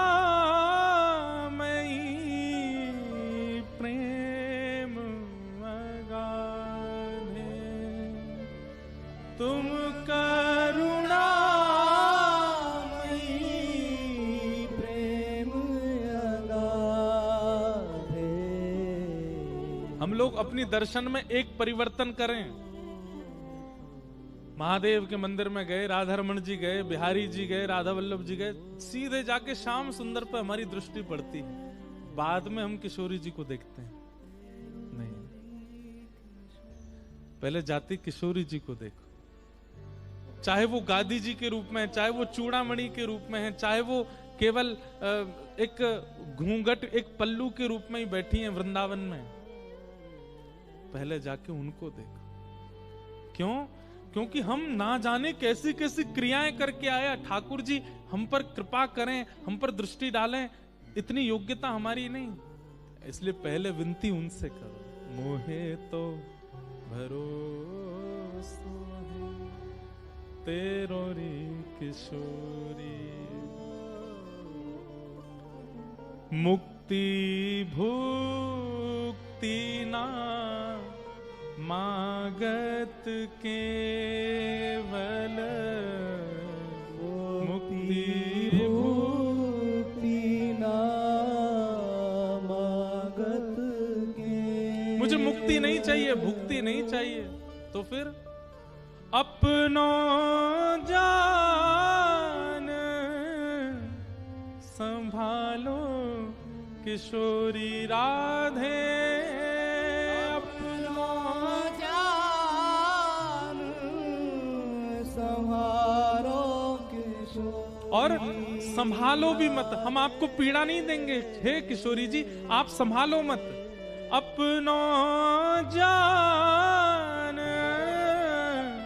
निहारो किशोरी राधे, अपनो जान निहारो किशोरी राधे, मोहे तो भरोसो है तेरो रे किशोरी राधे, मोहे तो भरोसा है तेरो रे किशोरी। इसलिए हमारी श्री जी वाम अंग में बैठी, क्योंकि वामा हम लोग हैं, उल्टे हम हैं, क्रियाएं हमारी शुद्ध नहीं है। और वो वाम अंग में बैठ करके ये बात बता रही हैं कि जो वामा प्रकृति के हैं उन पर मैं दृष्टि डालूं, ताकि वो दाहिने में बैठे ठाकुर जी के योग्य बन सके। इसलिए किशोरी जी वाम अंगा है। महादेव ने 7 दिन 7 रात्रि बीत गए, लेकिन नन्हे से बालक नरसी के अनशन पर कृपा नहीं हुई। और जब महादेव की कृपा नहीं हुई, तब पराम्बा जगदम्बा पार्वती जी, पार्वती जी व्याकुल हो गई नरसिंह मेहता को देख, और गई महादेव के पास। बोले आप, पूरा विश्व आपको भोला भोला कहती है, भोले भंडारी, सहज कृपा करने वाले शिव, और यह नन्हा सा बालक 7 दिन 7 रात्रि से आपका अनशन कर रहा है और आप बिल्कुल मौन अवस्था में हैं। आप कृपा क्यों नहीं कर रहे हैं? महादेव प्रसन्न हो गए। प्रसन्न होकर के महादेव बोले, हम तो पहले क्षण से ही इस पर कृपा करना चाह रहे थे, पर हमारे मन में था हम अकेले नहीं करेंगे और आपसे हम कहेंगे नहीं, करेंगे तो युगल करेंगे कृपा। हम तो प्रतीक्षा कर रहे थे कि आपके चित्त में भावना प्रकट हो इस पर कृपा करने की, तब हम दोनों कृपा करें। मैं तो पहले क्षण से तैयार बैठा हूं इसके पास जाने को, पर प्रतीक्षा आपकी कर रहा था, आपके साथ चलूं और कहूं ना आपसे, आपके मन में आवे कि इस पर कृपा हो, उसकी प्रतीक्षा कर रहा था। कई बार बंधुओं, हार मत माना कीजिए। आपके भजन में, आपके साधन में, आपके भाव में करते करते समय निकल जाए, हार मत मानिए। शायद भीतर कोई अंतरंग, कोई भाव, कोई प्रतीक्षा का कुछ क्रम चल रहा है और वो आपने पूर्ण नहीं होने दिया, उससे पहले आप पीछे मुड़ गए। इसलिए हार मत माना कीजिए, भजन में प्रतीक्षा किया कीजिए। प्रतीक्षा प्रेम में आवश्यक है। 7 दिन 7 रात्रि पूर्ण हुए और नरसिंह मेहता के प्रेमाश्रुओं से वह शिवलिंग गीला हो चुका है। और तभी देवादिदेव महादेव साक्षात पूरे विश्व के संहार कारक श्री आशीश्वर महादेव प्रकट हो गए और अकेले नहीं, साक्षात अपने साथ में परांबा जगदम्बा गौरी को लेकर के प्रकट हुए। दोनों युगल प्रकट हो गए। बोलो देवादेव महादेव शंकर भगवान की। न पार्वती पतये हारा हारा महादेव। प्रकट हो गए। नरसिंह मेहता के नेत्रों पर मानो जैसे कोई सूर्य का प्रकाश पड़ता है ना, तो नेत्रों में एक ऐसा अनुभूति होने लगती है कि मानो कोई प्रकाश आगे से आ रहा हो, थोड़ा छुपाने लगे स्वयं को। ऐसा श्वेत प्रकाश नरसिंह मेहता के मुखमंडल पर आने लगा और तभी नेत्र खोल करके देखा। ध्याये नित्यम महेशम रजत गिरिनिभम, मानो जैसे चांदी का पर्वत प्रकट हो गया हो। चारु चंद्रावतमशम, चारु चंद्रमा, द्वितीया का चंद्रमा अपने मस्तिष्क पर धारण किया। रत्ना कल्पोज्वलांगम पयुष मृगवरा भीति हस्तम प्रसन्नम, प्रसन्न मुद्रा है। पद्मासीनम समन्ता, पद्मासन में बैठे हैं। स्तुतम अमर गणई, बड़े बड़े निर्मलात्मा शुद्धात्मा जिनकी स्तुति गा रहे हैं, ऐसे महादेव प्रकट हो गए। नरसिंह मेहता सामने बैठे हैं। बीते दिन 7 शिव धाम ते न जातवार, पर काहू तुच्छ द्वार सो ही सुध लेते हैं। ये प्रियादास जी कह रहे हैं भक्तमाल में। 7 दिन बीत गए लेकिन शिव जी ने उन पर कृपा नहीं की। तब पार्वती जी जाके शिव जी से कहती हैं कि अगर किसी तुच्छ के भी द्वार पर वो गिरा होता, वो भी कृपा करता, आप क्यों अनुग्रह नहीं कर रहे हैं? तब महादेव कृपा करके आए और प्रकट होते ही महादेव ने नरसिंह मेहता के अश्रु पहुंच करके तुरंत क्या बोले कि बोले बर मांग आज मांग वो न जानत हूं, तुम जोई प्यारो सोई देवो चित चेत है। जितने भी वैष्णव बैठे हैं बहुत ध्यान से सुनिएगा। महादेव ने थोड़ी पर हाथ रखा और नरसिंह मेहता से बोले, नरसिंह बोले बर मांगो, वरदान मांगो, क्या चाहिए, क्यों रोते?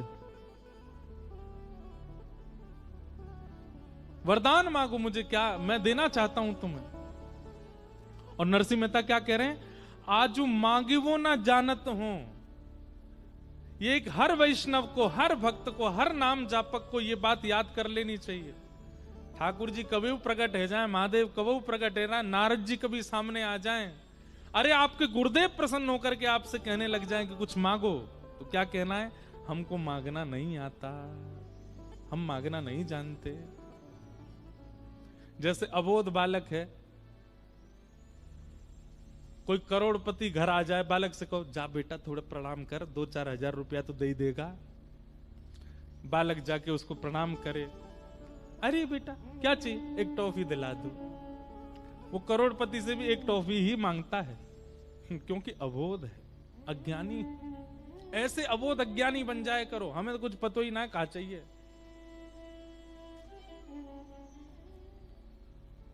नरसिंह मेहता बिल्कुल अबोध बन गए, बोले नाथ विवेकी व्यक्ति मांग सकता है, मैं तो अविवेकी हूं, मुझे तो कुछ पता ही नहीं कि मुझे क्या चाहिए। महादेव बोले यदि तुमने वरदान नहीं मांगा तो हमको संतुष्टि नहीं होगी, हमारी संतुष्टि के लिए कुछ मांग लो। नरसिंह मेहता कहते हैं मांग लूं? बोले मांग लो। तो क्या कह रहे हैं, तुम्हें जो ही प्यारो, हे महादेव आपको जो प्यारा लगता है, तुम्हें जो ही प्यारो सोई देवो चित चेत है। बस इस बात ने इस पूरे ब्रह्मांड को भगवान श्री कृष्ण के परम भक्त श्री नरसिंह मेहता को जन्म दे दिया। तुम्हें जो ही प्यारो, हे महादेव यदि आप मुझे देना चाहते हैं तो आपको जो सबसे ज्यादा प्यारा है वो मुझको दे दीजिए। आप जिसको प्राणों से भी अधिक प्रेम करते हैं वो मेरा बना दीजिए बस, और मुझे कुछ नहीं चाहिए नाथ।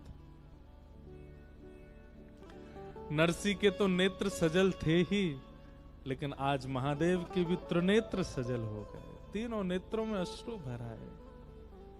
हाँ हाँ, महादेव क्या कह रहे हैं पता है, पर्यो सोच भारी, महादेव भारी सोच में चले गए। बोले क्यों? मेरे प्राण प्यारी नारी, बोले मैंने अपने प्राणों से भी प्यारी वस्तु को अपनी प्राण प्यारी नारी यानी कि उमा पार्वती को भी नहीं दिया, और वो ये मांग रहा है मुझसे।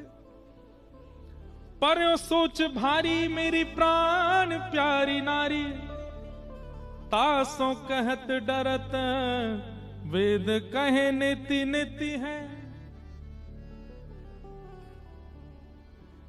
अरे भैया नरसिंह कुछ और मांग ले। नरसिंह मेहता बोले एक बात में रहो, पहले जब आपने कहा था वरदान मांगो तो मैंने मना किया था कि मुझे कुछ नहीं मांगना आता, आपको जो मन करे दे दो।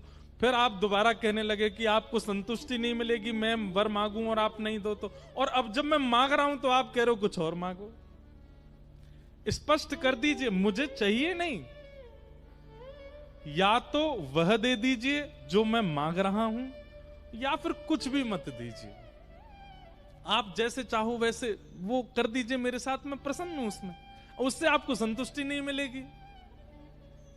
अब तीसरी बात मैं कहूंगा नहीं कुछ भी, या तो जो आपका मन करे वैसा मुझे पड़ा रहने दीजिए, मुझे रोते रहना दीजिए। आप, मैं तो अनशन में बैठा हूं, मैं तो मृत्यु पर्यंत अनशन करने के लिए बैठा हूं, आपको कुछ मांगने के लिए मैंने प्रकट किया ही नहीं है। लेकिन आपकी संतुष्टि के लिए अगर आप चाहते हैं कि मैं कुछ मांगूं तो तुम्हें जो ही प्यारो, मुझे वही चाहिए जो आपको प्यारा।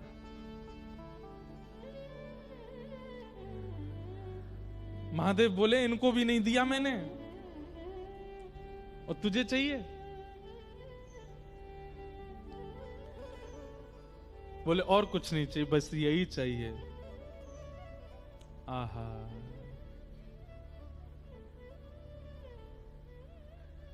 जो पे नहीं दे तो मेरो बोल वो अचेत हो। तो श्री प्रियादास जी कह रहे हैं, महादेव सोच रहे हैं अगर मैं नहीं दूंगा तो मेरा बोलना व्यर्थ हो जाएगा। जो पे नहीं देत मेरो बोली वो अचेत होत, दियो निज हेत तन आलिन को धारो है। आहा, महादेव बोले चाहिए जो मुझे प्यारा लगता है वही? बोले हाँ आओ। नरसिंह मेहता का हाथ पकड़ करके एकांत में ले गए, पार्वती से बोले अब तुम यहीं रहो, अब इससे आगे नहीं जाना। और क्या किया, स्वयं काजर लगाया और फिर नरसिंह मेहता के काजल लगाया, स्वयं के मुख पे लालिमा लगाई, नरसिंह मेहता की लालिमा लगाई, स्वयं घाघरो पहनो, स्वयं चुनरी ओढ़ी और नरसिंह मेहता को भी पहनाई, और गोपेश्वर महादेव प्रकट हो गए। बोलो गोपेश्वर महादेव की। दियो निज हेत तन, नरसिंह मेहता को निज तन प्रदान किया, मतलब अली का भेष प्रदान किया। दियो निज हेत तन आलिन को धारो है। दोनों सखी बन गए, स्वयं गोपेश्वर बन गए और नरसिंह मेहता को गोपी बनाया। छोटे से नरसिंह मेहता को नेक्सी सी सखी बना दियो और हाथ पकड़ करके लायो वृंदावन रास मंडल जटित मणि। आहा, लायो वृंदावन रास मंडल जटित मणि, प्रिया अनगन बीच लाल जू निहारे हैं। बोलो रास रासेश्वर भगवान की। और अलिन को भेष धारण करके जैसे ही महादेव ने नरसिंह को हाथ पकड़ो है, गए नहीं वहां से, जूनागढ़ में ही वृंदावन स्वर्ण रंजित सुंदर सुंदर मणियों से मंडित वृंदावन वहीं प्रकट हो गया।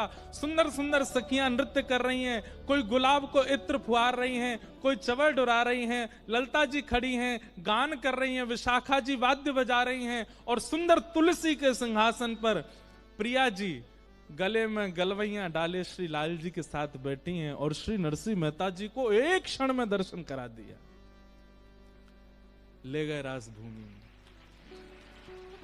बोलो हरिहर मिलन महोत्सव की जय।